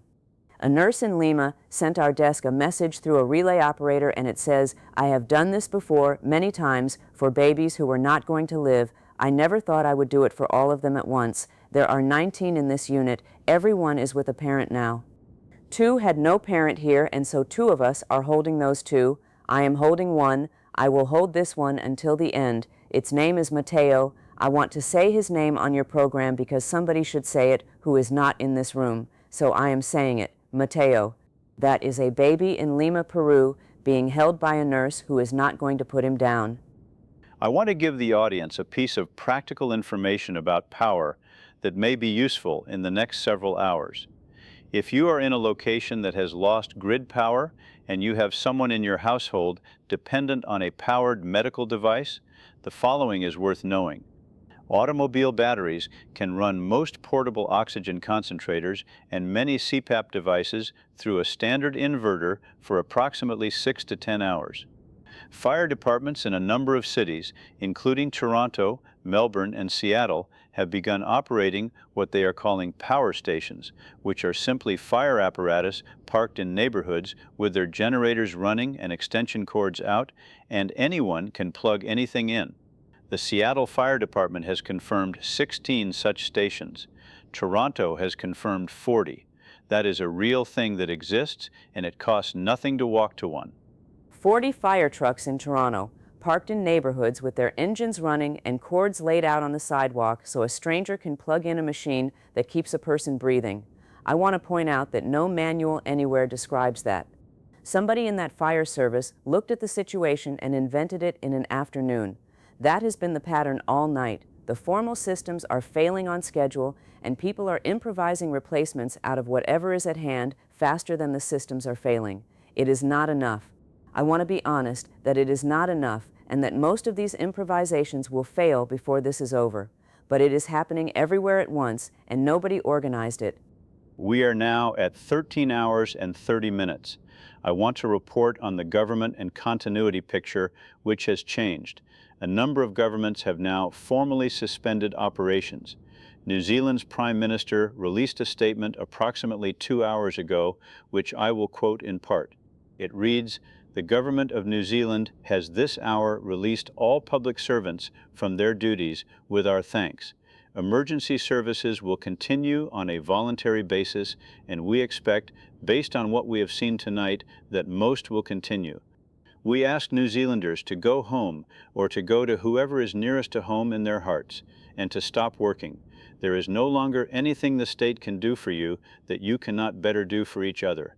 It has been the privilege of my life." End of quote. Go to whoever is nearest to home in their hearts. That is a government issuing an official instruction to stop working and go be with somebody, and I do not think a sentence like that has ever appeared in an official document before. Iceland issued something similar an hour later, so did Uruguay. So did Botswana. There is a pattern where the smaller countries have been quicker to say it. I suspect that is because a small country can be honest faster. There is nobody in Reykjavik pretending they have a plan. The larger states have taken a different approach, and I want to characterize it accurately rather than critically. The United States, China, Russia, and India have all maintained formal continuity of government operations. In the American case, the President and Cabinet have not relocated to hardened facilities, which I want to note because those facilities exist and the standing protocol would call for their use.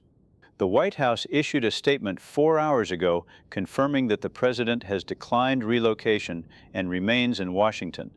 The statement reads, "There is no shelter from this, and the President will not pretend otherwise by occupying one." End of quote. I will report as a matter of verified fact that the continuity of government bunkers at Mount Weather and Raven Rock are currently occupied at approximately 15% of designated capacity. Most of the people with the codes to get in did not go. They did not go. I want everybody to hear that plainly because there was a story a lot of people believed about how tonight would work, and the story was that the powerful would seal themselves in a hole in a mountain and everybody else would be outside. 15%. 85% of the people who had a guaranteed seat in the most protected facility on the North American continent looked at it and decided they would rather be at a kitchen table somewhere that will not save any of them. It does not change the physics by 1 inch, but I want it in the record next to everything else because it turns out that when it actually came, the bunkers were mostly empty. 14 hours. The confirmed fatality figure now stands at 26,100, and I want to flag that the counting infrastructure itself is beginning to fail, which means this number is increasingly a floor rather than an estimate. Several national statistical agencies have stopped reporting. The primary drivers in this last interval have been the Indian Ocean tsunami, which struck the Sri Lankan coast approximately 90 minutes ago with confirmed casualties in the low thousands, and continued seismic activity in Anatolia and Indonesia. I also have to report the first confirmed deaths from atmospheric effects. In the Central Pacific, sustained winds have now exceeded 130 miles per hour across a band roughly 300 miles wide, and several island communities in Kiribati and Tuvalu are no longer in communication. Kiribati and Tuvalu are the two countries that have spent the last 20 years being the example in every article about rising seas. They were the warning, and they have gone quiet 14 hours into this before almost anyone else, and there is a bitterness in that which I do not want to move past quickly. The last message our desk received from Funafuti, which is the main atoll of Tuvalu, came in about 3 hours ago from a school teacher via relay. It says, "We have 11,000 people and the highest point is 15 feet and everyone knows what that means. The church is full. It has been full since the announcement. Somebody asked the pastor whether it was worth praying, and the pastor said that prayer was never a way of asking for the outcome to change. It was a way of not being alone while you waited for it. So we are not alone while we wait." That is the whole message.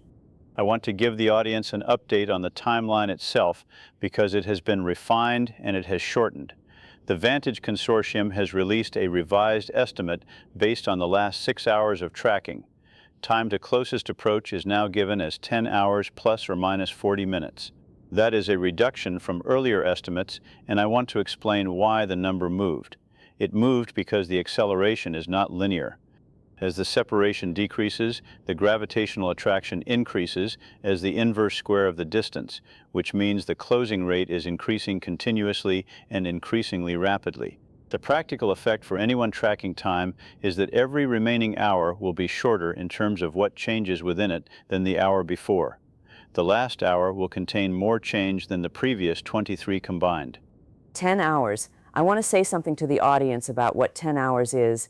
It is a night's sleep if you were going to sleep, which you are probably not.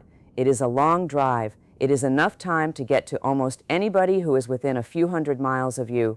If there is a person you have been thinking about all night, and I suspect there is one specific person for almost everyone listening, 10 hours is enough to reach them if they are close, and it is enough to reach them by voice if they are not.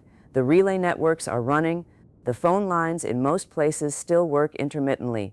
I would not wait for a better moment because there is not going to be one. This is the good part of the night. It gets harder from here, and I am telling you that so you can use this part. I want to add one piece of practical information to that because it is actionable. Cellular networks are congested but not down in most areas, and there is a specific technical reason why text messages are getting through when calls are not. Text messages use the control channel, which is a small amount of bandwidth reserved for network signaling, and it is far less congested than the voice channels. If your calls are failing, your texts will very likely go through. Additionally, if you have access to internet at all, voice over internet applications are functioning better than cellular voice in most regions. I mention this only because I have received a number of messages from people who believe they have lost the ability to reach someone, and in most cases they have not. Try text. Try it repeatedly. It will very likely land. Here is a message that came in 15 minutes ago that I want to read because it is a report from the far side of the thing David just described. It is from Vancouver in Canada. It says, "I have been trying to reach my father in Busan for 9 hours. Every call failed. I sent a text at hour 1 and never got an answer, and I assumed. 20 minutes ago, I got a message back. It had been sitting in the network for 8 hours. It said only, 'I got it. I am okay. I love you. Do not worry about me. I have your mother's picture.' That is all it said. 8 hours it took to cross the Pacific, and it got there. I have not stopped shaking. Please tell people not to give up on the messages." That is a good illustration of a real phenomenon. Store and forward. When a network is congested, messages queue rather than fail, and they deliver when capacity appears. There are, right now, tens of millions of messages sitting in queues around the world that have not been delivered and will be delivered over the coming hours. Some of them will arrive after the person who sent them can no longer receive a reply. I say that not to be grim, but because I think people should know that if a message arrives from someone tonight, the timestamp on it may not be recent, and it may be the last thing that person sent, and it will still be true. We are at 15 hours now. I want to describe what the night sky looks like at this point because we have had a steady stream of accounts and it has changed in the last hour. The object is now, by every account we have, unmistakable.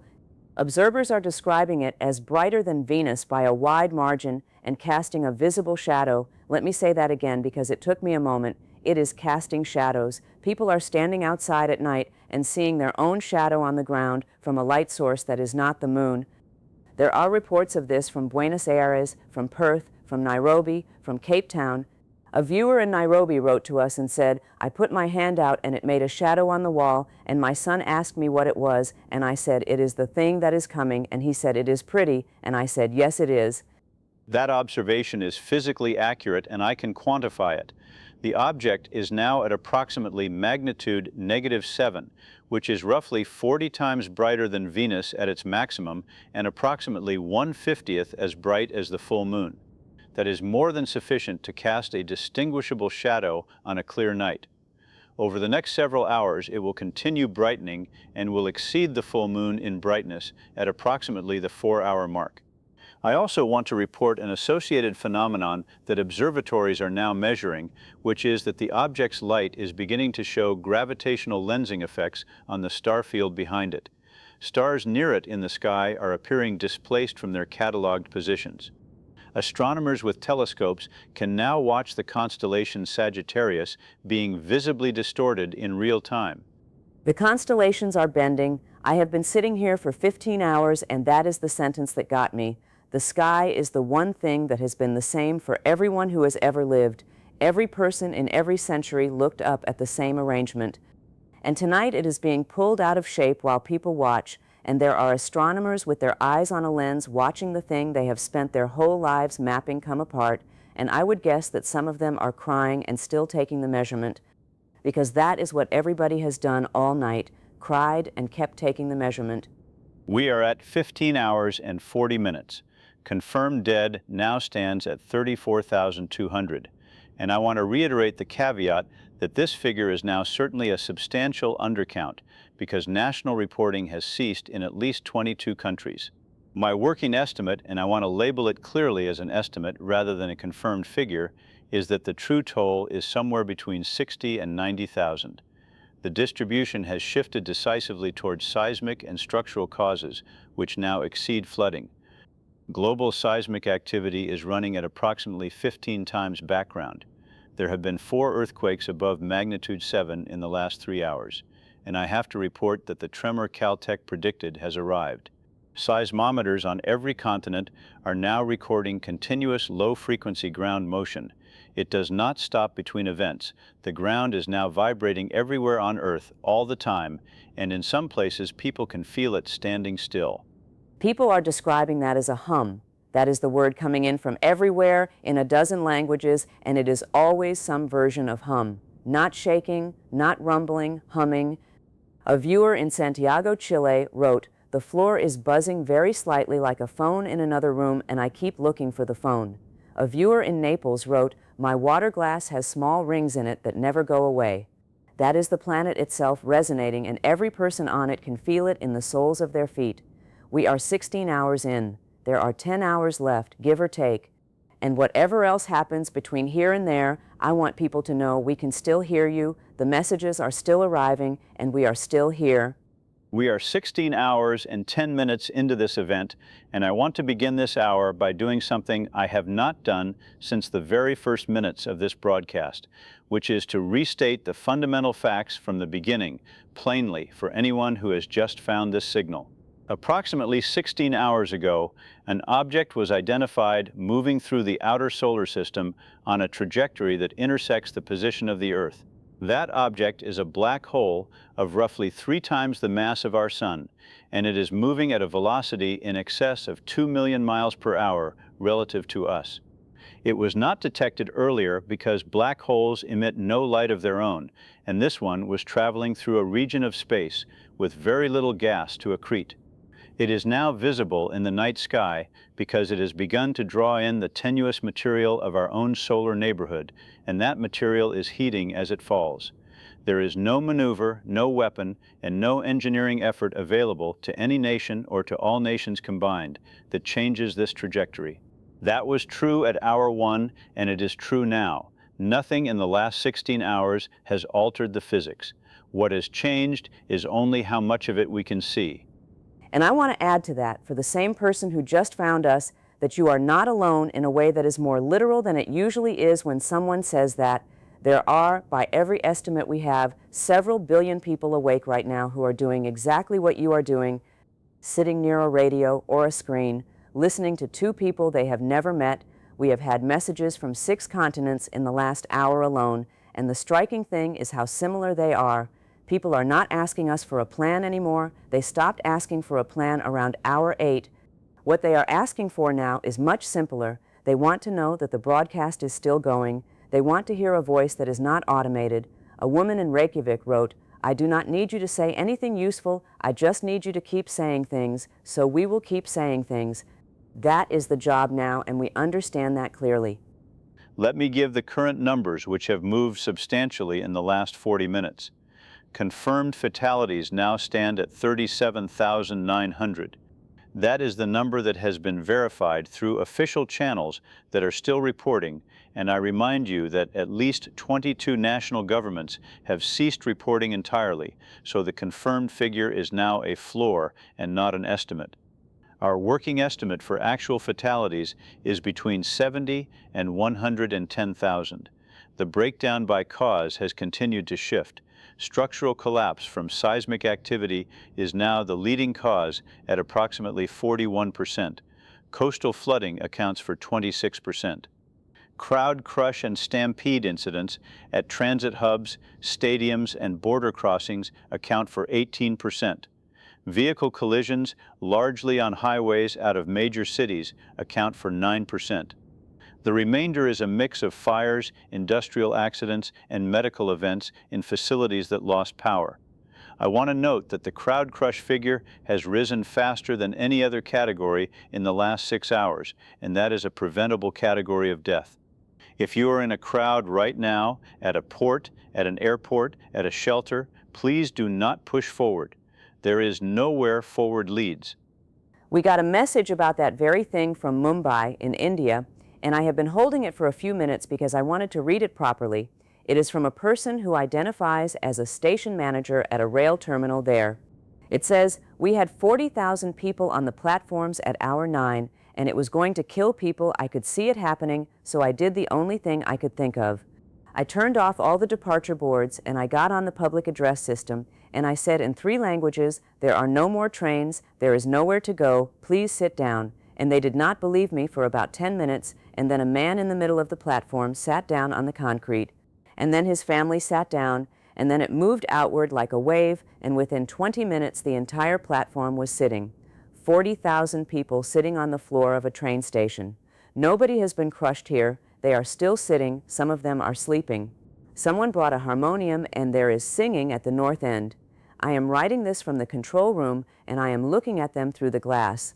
That is, in a very direct sense, a piece of successful emergency management, and I want to be explicit about why. Crowd crush deaths are almost entirely a function of density and forward pressure. When people believe there is something ahead worth reaching, they press. When that belief is removed, the pressure drops and the density resolves. That station manager in Mumbai eliminated the belief, and in doing so almost certainly prevented several hundred deaths.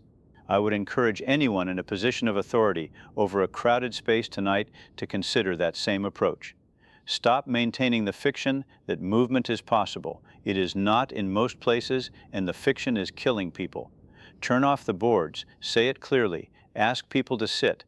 We have now had 4 separate reports of this technique being used successfully at Mumbai, at Cairo International, at a border crossing outside Tijuana, and at the port of Piraeus in Greece. We are approaching 16 and a half hours. I want to talk for a moment about what is happening in hospitals because we have received a large volume of messages from medical workers, and there is a consistency to them that I think matters. The picture is this.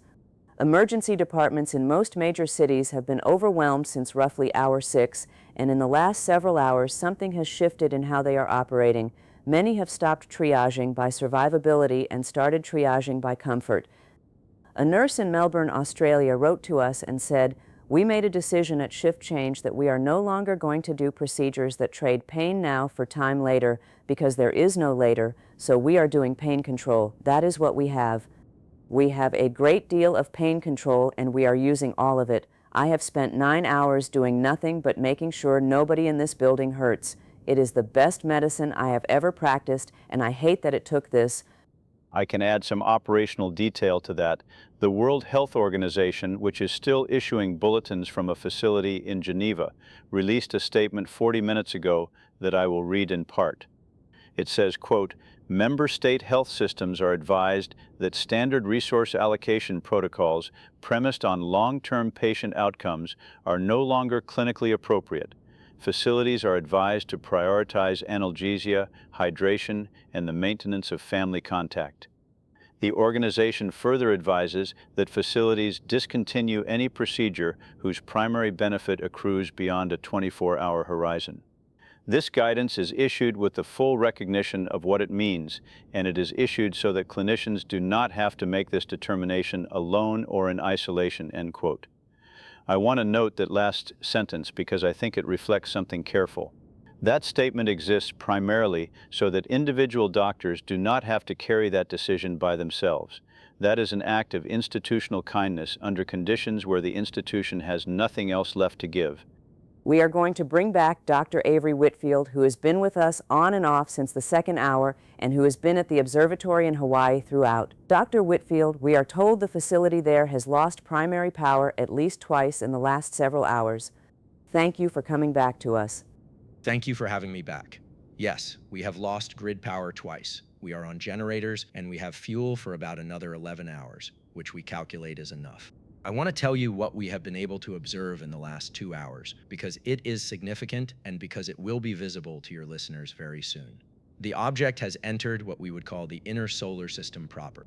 It crossed the orbital distance of Jupiter approximately 90 minutes ago. We are now able to resolve the accretion disk as a structure rather than as a point of light. Through our instruments, it is a disk, tilted about 30 degrees from our line of sight, with a visible dark center. That dark center is the shadow of the event horizon. We are, as far as I am aware, the first people in the history of our species to directly image the shadow of a stellar mass black hole in real time, and we are doing it under emergency generator power with about a third of our staff, and I would trade the entire result for it not to be here. Dr. Whitfield, I want to ask a technical question that a large number of viewers have sent in and that I have not been able to answer to my own satisfaction. Multiple people have asked whether the Earth will be pulled in whole or whether something happens before that. Can you describe the actual sequence of the final hours in physical terms? I can and I will be direct because I think vagueness is crueler than detail. There are 3 phases. The first phase, which we are in now, is tidal stress. The differential gravitational pull across the diameter of the Earth is increasing, and that is what is producing the seismic activity and the tidal anomalies your audience has been experiencing. That will continue to intensify smoothly. The second phase begins at what we call the Roche limit, which for a body like Earth around an object of this mass occurs at a separation of roughly 40,000 miles. Inside that distance, the tidal force across the Earth exceeds the Earth's own self-gravity, and the planet ceases to hold together as a single body. It does not shatter like glass. It elongates and then separates, over a period of several minutes, into a stream of material. The third phase is accretion. That material spirals in and joins the disk. From the perspective of anyone on the surface, phase 2 is the end, and phase 2 is quick. Dr. Whitfield, may I ask you something that is not technical? You have been at that telescope for 16 hours. Your colleagues are there with you. What is happening in that room as people, not as scientists? That is a fair question, and I have thought about it a lot in the last hour. What is happening in this room is that 14 people who have known each other for years are being extremely gentle with one another. Someone made a very large pot of terrible coffee at hour 4, and it is still being made continuously by a rotation of people, and nobody has said why. One of our graduate students, who is 24 years old, and who I have been rather hard on about a paper, came and sat next to me around hour 12 and said nothing at all for about 40 minutes, and then went back to the console. There is a whiteboard in the control room where somebody started writing names of people they love, and it is now full, both sides, in 4 alphabets. We are taking data. The data will not be used by anyone. We are taking it anyway because it is what we know how to do with our hands, and because if there is any chance at all that a signal from this system is ever read by anything, I would like the record to show that we were paying attention right up until the end. Dr. Whitfield, thank you. We will come back to you before the end if your power holds. Please tell your colleagues that a very large number of people have written to us specifically about you and your team, and that the phrase that keeps recurring in those messages is "thank you for not lying to us." I will tell them, thank you both. Keep broadcasting as long as you can. It matters more than you probably know from inside that room. That was Dr. Avery Whitfield at the observatory in Hawaii. We are 17 hours in. I want to read some of what has come in over the last half hour because the character of the messages has changed again, and I think it is worth marking. For the first 8 hours or so, people wrote to ask us questions. For the next several hours, people wrote to report what they were seeing. In the last few hours, people have begun writing to tell us things about themselves, not questions, not reports, confessions in some cases, declarations. A man in Lyon, France wrote, "I have been married for 31 years and I have never told my wife that I did not want children and that I am glad she talked me into it, and I told her tonight and she said she always knew, and we have been laughing for an hour." A woman in Detroit wrote, "I want someone to know that I was a good machinist and that the parts I made were good parts and that nobody ever said so." I want to take that Detroit message seriously for a second because I think it points at something real about the last day. A very large portion of what we have received has been people asking to be witnessed, not saved, witnessed. And there is, I think, a reason that is landing on a news broadcast specifically. News exists to establish the record. That is the function. So people are coming to us the way you would come to a registrar. So let the record show from this broadcast on this signal that a machinist in Detroit made good parts. That is now recorded. It went out over the air and it exists. I am aware that is a very small thing to be able to offer. It is what we have, and I would rather offer it than not. Here is another one from Lagos in Nigeria. It says, I run a pharmacy on the mainland. At hour 10, I unlocked the doors and I put everything on the counter and I wrote on a piece of cardboard what each thing does and how much of it a person should take, in English and in Yoruba, and I sat on a stool by the door. About 200 people have come through. Nobody has taken more than they needed. Nobody has taken the whole box. There was a man who took 4 tablets for his mother's pain, and then he put 1,000 naira on the counter, and I told him no, and he put it there anyway. I am still sitting on the stool. I will sit here as long as anyone comes. I want to say that I expected to be robbed, and I was not robbed, and I have been thinking about that for 6 hours. I want to attach a broader observation to that because it is one of the more surprising findings of the last 17 hours, and it is now supported by enough data that I am comfortable stating it. The predicted collapse into widespread violent criminality has not materialized at anything like the scale that emergency planning models anticipated. We do have serious disorder, and I do not want to minimize it. There has been significant looting in at least 31 cities. There have been at least 400 confirmed deaths from violence. There are armed groups controlling road access in parts of several countries. But the aggregate picture, as best as it can be assembled from partial reporting, is that the overwhelming majority of people in the overwhelming majority of places are behaving with restraint that exceeds what planners assumed. Interior ministries in France, Japan, Brazil, and Indonesia have all issued similar statements to that effect in the last 3 hours. The Japanese National Police Agency reported that reported crime in Tokyo over the past 12 hours is running below the same period on an ordinary day. Below an ordinary day in Tokyo on this night. I want to sit with that for a moment because I think when people imagine the end of things, the picture they have been given by every film they have ever seen is that we tear each other apart. And what has actually happened across most of this planet over 17 hours is that people went and found who they loved, and then they started helping strangers, and then they sat down. That is what happened. It is not universal, and I will not pretend it is. But it is the majority, and it is the majority by a wide margin, and I think that is the single most important piece of information that has come out of this entire day. We are at 17 hours and 35 minutes. Let me update the physical situation, because several things have crossed thresholds. Global seismic activity is now running at approximately 22 times background, up from 15 an hour ago. There have been 7 earthquakes above magnitude 7 in the last 3 hours, with the largest a magnitude 7.9 along the Chilean coast approximately 50 minutes ago. Tidal ranges are now extreme.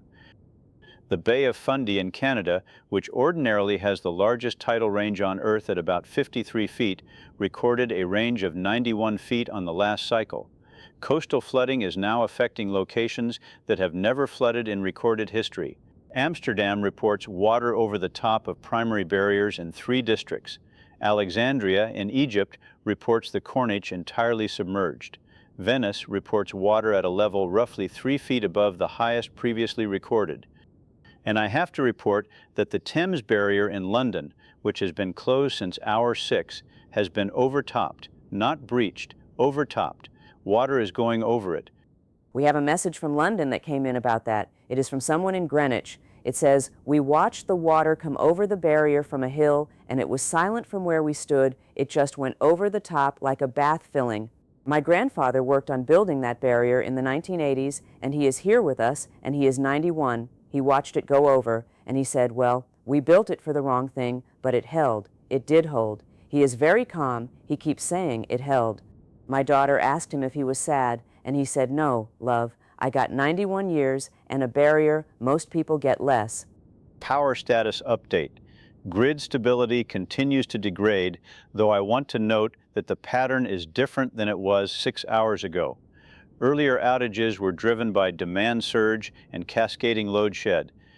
Current outages are driven overwhelmingly by physical damage from seismic activity and flooding, which means they are not recoverable by rebalancing. Approximately 44% of global grid capacity is now offline. Nationwide or near nationwide outages are in effect in Bangladesh, Pakistan, Egypt, Chile, Peru, Greece, Portugal, the Philippines, Vietnam, Myanmar, Sri Lanka, and now Italy, which lost the northern grid approximately 1 hour ago following substation flooding in the Po Valley. Continental Europe is operating at roughly half capacity. North America is at approximately 60%. I want to be clear about what that means over the next several hours. It means the number of people who can hear this broadcast is declining and will continue to decline, and there is a point past which it approaches zero in some regions. And to those of you who are hearing this on a battery radio in the dark, which is a growing number of you, I want to say something specific. We know you are there. We have gotten messages from people who typed them on a phone at 2% battery, and the messages are shorter now, and I read every one of them. From Karachi, Pakistan, 4 words, still here, still listening. From Athens, Greece, 3 words, thank you both. From a place that just said somewhere in Peru, no power, 4 families, 1 radio, 1 candle, that is all it said. 4 families, 1 radio, 1 candle. There are rooms like that all over this world tonight, and I want the people in them to know that we picture you, we genuinely do. When we talk into this microphone, we are picturing a room with a candle in it. We are at 18 hours, 6 hours remain, and I want to give you a sense of what the next 6 hours will contain, because it is now predictable enough to describe with reasonable confidence. Over the next 2 hours, the object will pass inside the orbital distance of Mars and will become the brightest object in the night sky, exceeding the full moon. Tidal effects will approximately triple. Seismic activity will become continuous rather than episodic in most regions. Between roughly hour 20 and hour 22, the object will become visible in daylight, and I mean plainly visible, comparable to looking at a welding arc. Between hour 22 and hour 23.5, tidal stress will begin to exceed the strength of the crust itself, and there will be widespread ground rupture and volcanic activity. And at approximately hour 24, the Roche limit is crossed. That is the sequence. I am telling you now, 6 hours out, so that nothing that happens comes as a surprise, because I have come to believe over this long night that surprise is the part that hurts people. We are getting a very large number of messages now that are essentially goodbyes, and I have been thinking about how to handle those because there are more of them than we could ever read, and every one of them deserves to be read. So here's what I am going to do. I am going to read a few, and then I am going to say something to the rest of them, and I want the people who sent the ones I do not read to understand that it is not because they were less. From Warsaw, Poland, a message that says, "To my sister in Chicago, whose number I lost in 2019 after our fight, it was my fault, it was completely my fault, and I have thought about you every single week." From Osaka, Japan, a message that says only, "Mother, the garden was beautiful this year, the plums came in." From Bogota, Colombia, a message that says, "Miguel, I did read the book you gave me. I lied when I said I did not have time. I read it twice." And to everyone whose message we cannot read on the air, which is the great majority of you, I want to say this as clearly as I can. It arrived. It is here. It came across a broken network on a night when almost nothing is working, and it reached a room where 2 people are sitting, and it was received by another human being. That is the thing you wanted. You wanted it to land somewhere. It landed.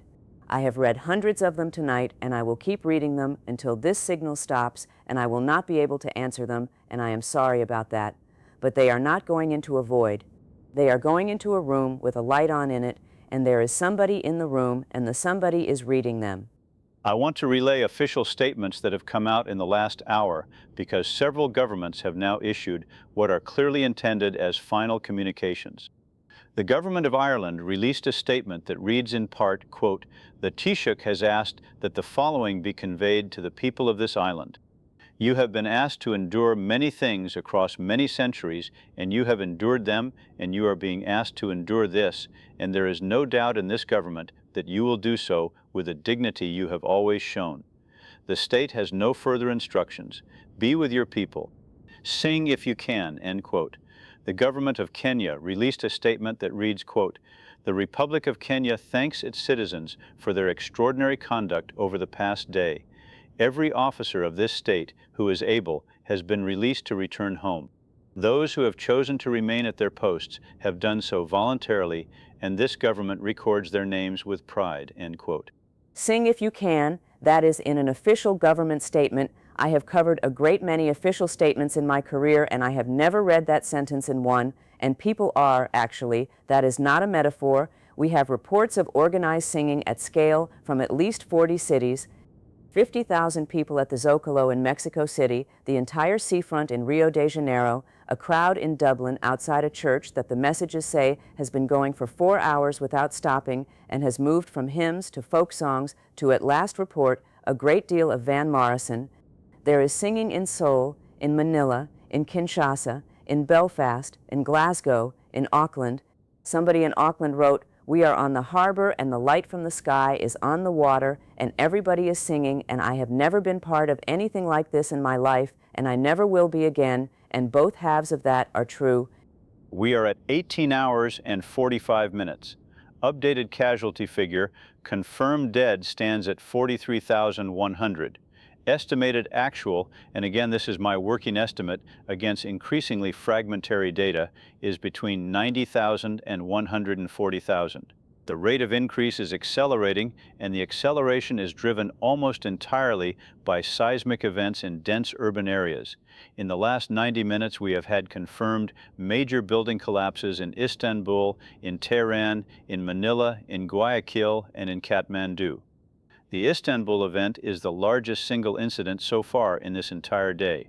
A residential district in the Avcilar area experienced a partial collapse of at least 14 mid-rise structures following the magnitude 7.4 event centered in the Sea of Marmara. Turkish authorities have not issued a casualty figure. Local reporting suggests it is in the low thousands. There are people digging in Istanbul right now. I want that understood. 19 hours into this, with 5 hours left, with the sky lit up above them, there are people in Avcilar pulling concrete off other people with their hands. A message came out of there that reached us through a relay in Sofia, Bulgaria, and it says, "We have found 4 people alive since the collapse, and we are still hearing one more under the north corner. We know what everybody is going to say about why. We are getting the 5th one out." That is the entire message. We are getting the 5th one out, and they will, probably, and it will not matter in the way that things usually matter, and they are doing it anyway, and I do not think there is a better sentence in the English language than "we are getting the 5th one out." I want to make an observation about that which I think is important and which is not sentimental. Over the past 19 hours, the behavior we have documented globally is not consistent with a model in which human beings act primarily to preserve their own lives. If that model were correct, almost none of what has happened tonight would have happened. Nobody would be digging in Istanbul. The pharmacist in Lagos would have gone home. The nurses in Melbourne would not be on shift. The engineers holding up the power grids would have left at hour 2. The observatory in Hawaii would be dark. What the data actually supports is a model in which human beings act primarily to fulfill obligations to other people, and that this drive persists intact even when the payoff is removed entirely. That is an empirical finding from the last 19 hours. I am reporting it as a finding because that is what it is. We are at 19 hours and 20 minutes, and I want to talk about children because we have gotten a lot of messages about children, and they have been the hardest ones for me tonight. What is coming through over and over is that parents are struggling with the question of what to tell them, and that there does not seem to be a consensus, and that people are agonizing about getting it wrong. So I want to share a few things that people have told us worked, and I want to be clear that I am not an expert, and these are just what people have said helped. A father in Toronto wrote, "I told my 6-year-old that a very big star is coming to visit, and that it is going to be bright and loud, and that we are going to be together the whole time. That is all I said. It was enough. He wants to see it. We are going to go see it." A mother in Casablanca in Morocco wrote, "My children are 9 and 12, and the 12-year-old already knew because of the internet, so I could not lie to that one. So I told them both the truth in the same room at the same time, and I said the thing I am most afraid of is that you will be frightened and alone, and I am telling you now that you will not be alone, not for 1 second, not one. And my 9-year-old said, will it hurt? And I said, I do not think so, and I do not know if that is true, but I said it. And then my 12-year-old took the 9-year-old to go make cake. They have made 3 cakes. The house smells wonderful. I do not know if I did it right. Nobody knows if they did it right tonight, and I want to say to that mother in Casablanca specifically, you did it right. You did not leave a child alone with it. That is the whole job. We are at 20 hours. 4 hours remain. The object has crossed inside the orbital distance of Mars, and I can now report that it is the brightest object in the night sky by a considerable margin. Estimated magnitude is -14, which is brighter than the full moon. Reports from the night side of the planet describe conditions comparable to heavy overcast daylight. It is possible to read a newspaper outdoors at midnight across most of the eastern hemisphere right now. The color is being described consistently as blue-white with an orange fringe, and that is physically consistent with what we would expect from a hot accretion disk with cooler outer regions. Observers with any magnification report that the disk structure is now resolvable with binoculars. I want to add a safety note. Do not look at it through any magnifying optic without filtration. It is bright enough now to cause retinal injury through binoculars or a telescope. Which is one of the stranger sentences of this night, that we are giving eye safety advice with 4 hours left, and yet I think it is right to give it, because a person who damages their eyes in the next hour spends the remaining 3 hours in pain and unable to see the faces around them, and that matters. It all still matters. That is the thing I keep coming back to. People keep writing to ask us some version of, does anything matter now? And I want to answer that directly because I have had 19 hours to think about it. Yes, everything that mattered yesterday matters tonight, and it matters for exactly the same reasons it mattered yesterday, which is that there are people in the room with you and how they feel is real. Nothing about that changed at any point in the last day. Not one thing about that changed. Let me update the state of essential systems, because this is likely to be one of the last comprehensive updates I am able to give. Global power capacity offline is now approximately 58%. Internet connectivity is degraded but functioning, with global traffic capacity at roughly 40% of normal and undersea cable damage confirmed on 12 major routes. Aviation is entirely shut down worldwide, with the last commercial flight, a repositioning flight from Doha to Sydney, carrying crew who wanted to be home, landing approximately 2 hours ago. Maritime traffic is largely halted, though I want to note the International Maritime Organization reports that a significant number of vessels have taken shelter in port and opened their galleys to shoreside populations. Rail is halted almost everywhere. Water treatment is failing in an increasing number of cities, and I would advise that any water not from a sealed container should be treated as unsafe if you are in an area that has lost power. We have a message from one of those ships, and I have been waiting for a moment to read it. It is from a container vessel in the port of Valparaiso, Chile. It says, "We are a crew of 22 from 9 countries. We are 7,000 miles from most of our homes, and none of us are getting there. Our captain called us together at hour 12 and said, 'This ship is our home, and you are my family now, and I am sorry it is not the family you wanted.' We opened the stores. There are about 600 people from the port on our deck and in our holds tonight. The cook has been cooking for 9 hours straight and refuses to be relieved. We have rigged the deck lights. Somebody's daughter is teaching the second engineer to dance badly. I want to report that morale aboard is good. That is a formal phrase we use in the log, and I wrote it in the log tonight, and I meant it. We are at 20 hours and 40 minutes. I want to give what I believe will be my final full casualty accounting, because past this point the reporting infrastructure will not support one. Confirmed dead stands at 51,400. My estimate of actual deaths over the past 20 hours is between 130,000 and 200,000. To place that in context, and I think context is owed here, that is a figure comparable to a large natural disaster. It is a catastrophe by any ordinary measure.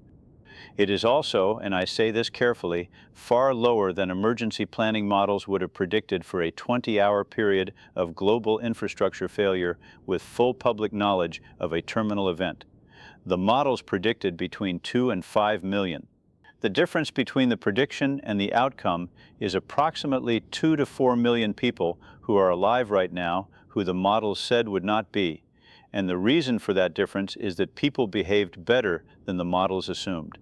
2 to 4 million people who are alive tonight because we were kinder than anyone expected us to be. I want everybody listening to hold on to that because I think it is the closest thing to a verdict that this day is going to produce. We were told what we were.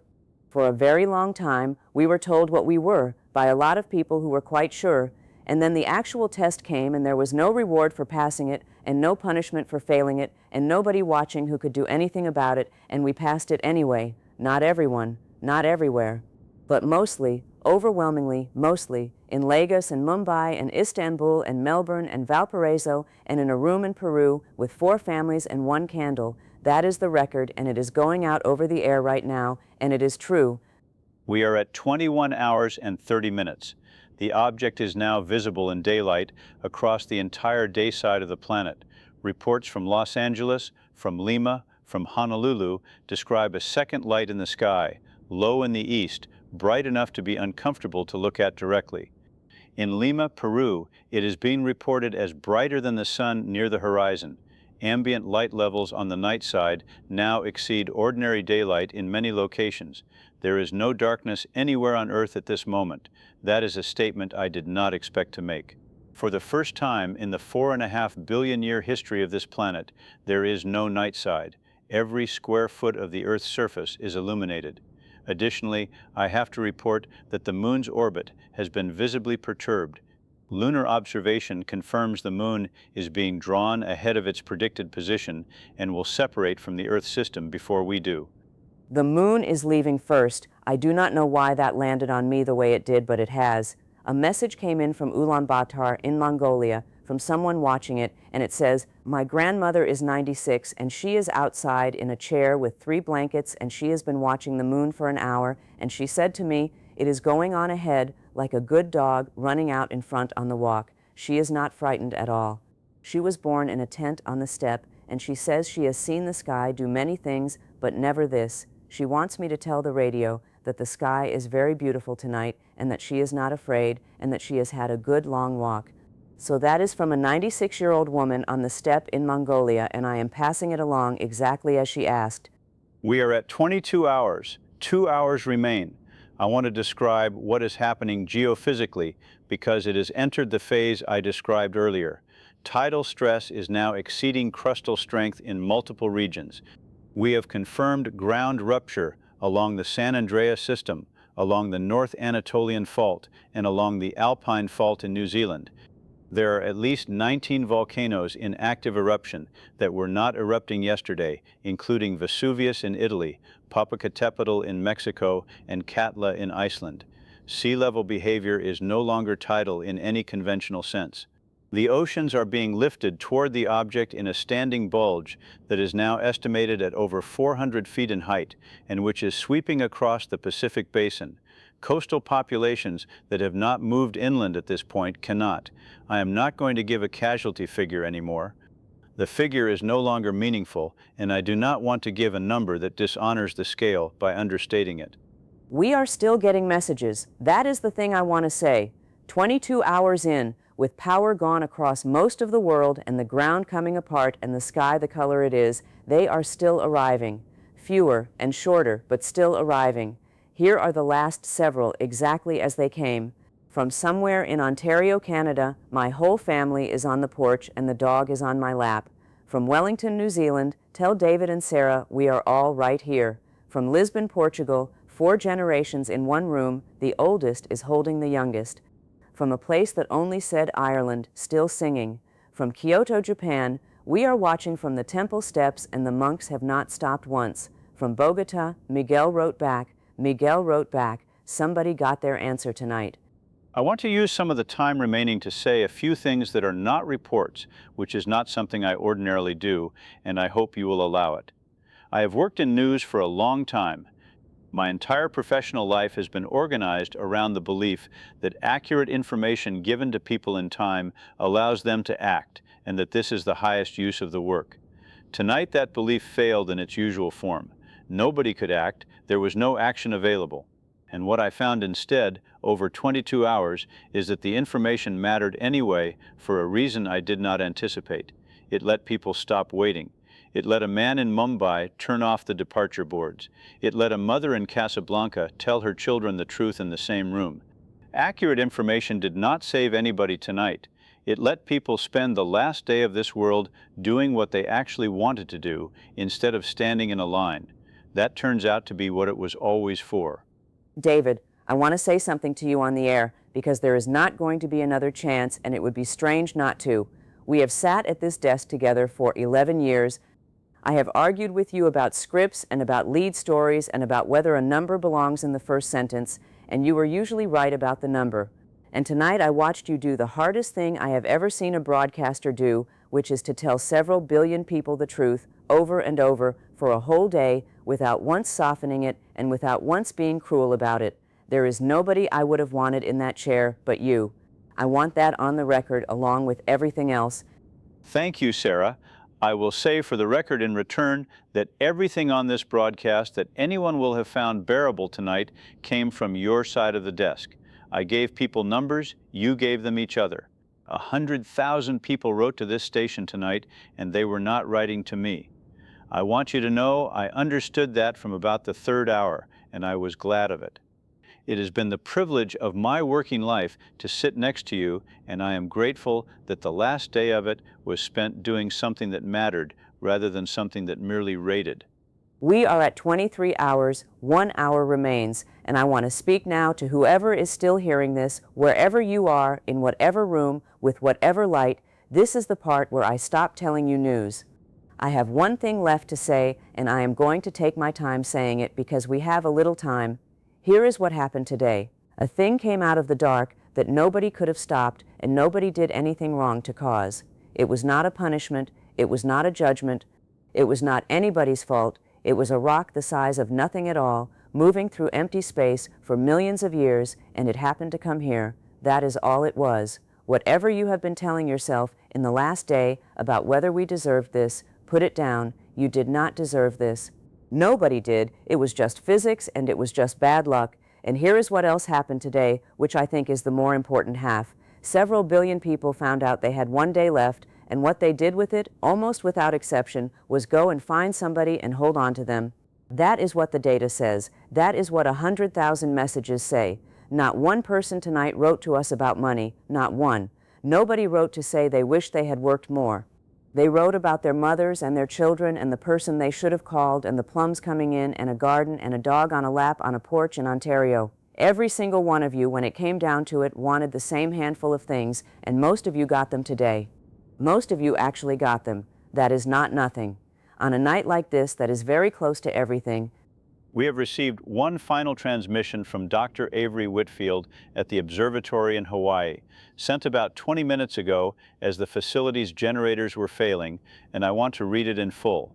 It says, "David and Sarah, we are shutting down. The last measurement is taken and logged. For the record, the final separation reading is 110,000 miles in closing, and the disk is now 9 degrees across in our sky, which is 18 times the width of the full moon. My team has gone outside. I am going out to join them. I want to tell your audience one thing before I go, from an astronomer.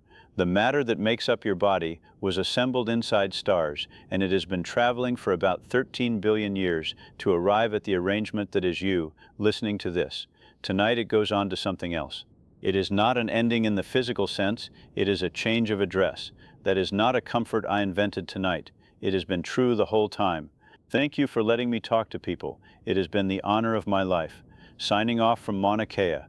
a change of address. Thank you, Dr. Whitfield, and thank you to every person at that observatory who stayed at a telescope for 23 hours to tell the rest of us the truth. I hope you are all outside together right now, looking up at it, which, after a whole career of looking at it through glass, seems like the right way to finish. We are told the observatory signal has now gone dark. That was the last scientific facility we had a live line to. From this point on, what we have is what is in this room. We are at 23 hours and 30 minutes. I am going to give my last report now, and it is a short one, and then I am going to stop reporting. The object is approximately 80,000 miles away, and closing at a rate that will bring it inside the Roche limit at approximately 24 hours. What will happen at that point, based on the best available modeling, is that over a period of roughly 4 to 6 minutes, the Earth will elongate along the axis toward the object and will separate. For those on the surface, the sequence will be as follows. Ground motion will become extreme and continuous. The atmosphere will begin to be drawn away, which will produce a rapid drop in pressure and, I want to be honest, a loss of consciousness in most people within seconds of onset. It will be very fast. There will be no long interval of suffering. I have checked that carefully with people who would know, and I am confident telling you that. Thank you for checking that, David. I know you did, and I know why. It has been the through line of this whole broadcast that you kept going and finding out whether it would hurt so you could tell people it would not. That is a strange act of love to perform through a microphone for 23 hours, but that is what it was. We are at 23 hours and 45 minutes. What I can see from the window of this building is a sky that is entirely white, edge to edge with a structure in it, and I can see the street below, and there are people on it. There are a great many people on the street below, and they are standing still and looking up, and some of them are holding each other, and nobody is running. Nobody is running. I have been watching for 10 minutes, and nobody down there is running. I want that in the record too. At the very end of it, on a street in a city, with the sky the way it is, nobody was running. Everyone in this building has gone up to the roof except the two of us and one engineer who has been keeping this signal alive all day and who has refused 4 separate invitations to leave. We are going to go up in a few minutes. Before we do, there is one last thing, and it came in about 5 minutes ago, and it is going to be the last message we read on this broadcast. It is from a woman in Kigali, in Rwanda, and it says this: I am 52. I lost most of my family when I was 20, and I have spent 32 years being angry that I was the one who stayed. Tonight my neighbors came into my house without being asked, and they filled it. There are 19 people in my house. They are cooking, they are loud. Somebody's baby is asleep on my bed, and I understand tonight, finally, what I was staying for. It was for this, it was for the last night. I am not angry anymore. Tell the world a woman in Kigali is not angry anymore. Tell the world a woman in Kigali is not angry anymore. There it is. There is the whole day in one sentence, and I have nothing to add to it, and I am not going to try. Here is the record then, as clearly as I can state it, so that it is spoken plainly at the end. A rogue black hole of approximately 3 solar masses passed through this solar system and struck this planet. It was detected 24 hours before impact. There was never anything anyone could have done at any point with any technology in any amount of time. Between detection and impact, approximately 200,000 people died in the resulting earthquakes, floods, collapses, and accidents. Several billion people did not die in those hours, though the models said they would, and the reason is that people looked after each other. Every government on Earth told its citizens the truth. Almost every city on Earth stayed peaceful. The last commercial flight in history was flown to bring crew home. The last scientific observation in history was taken by 14 people under generator power, who then went outside together to look at the sky. That is the record. That is what we did with the day. And what remains, since David has always been the one to say what remains, the earth itself will not remain. It becomes part of something else, spread out into a bright ring around a small dark point, and that ring will glow for a very long time.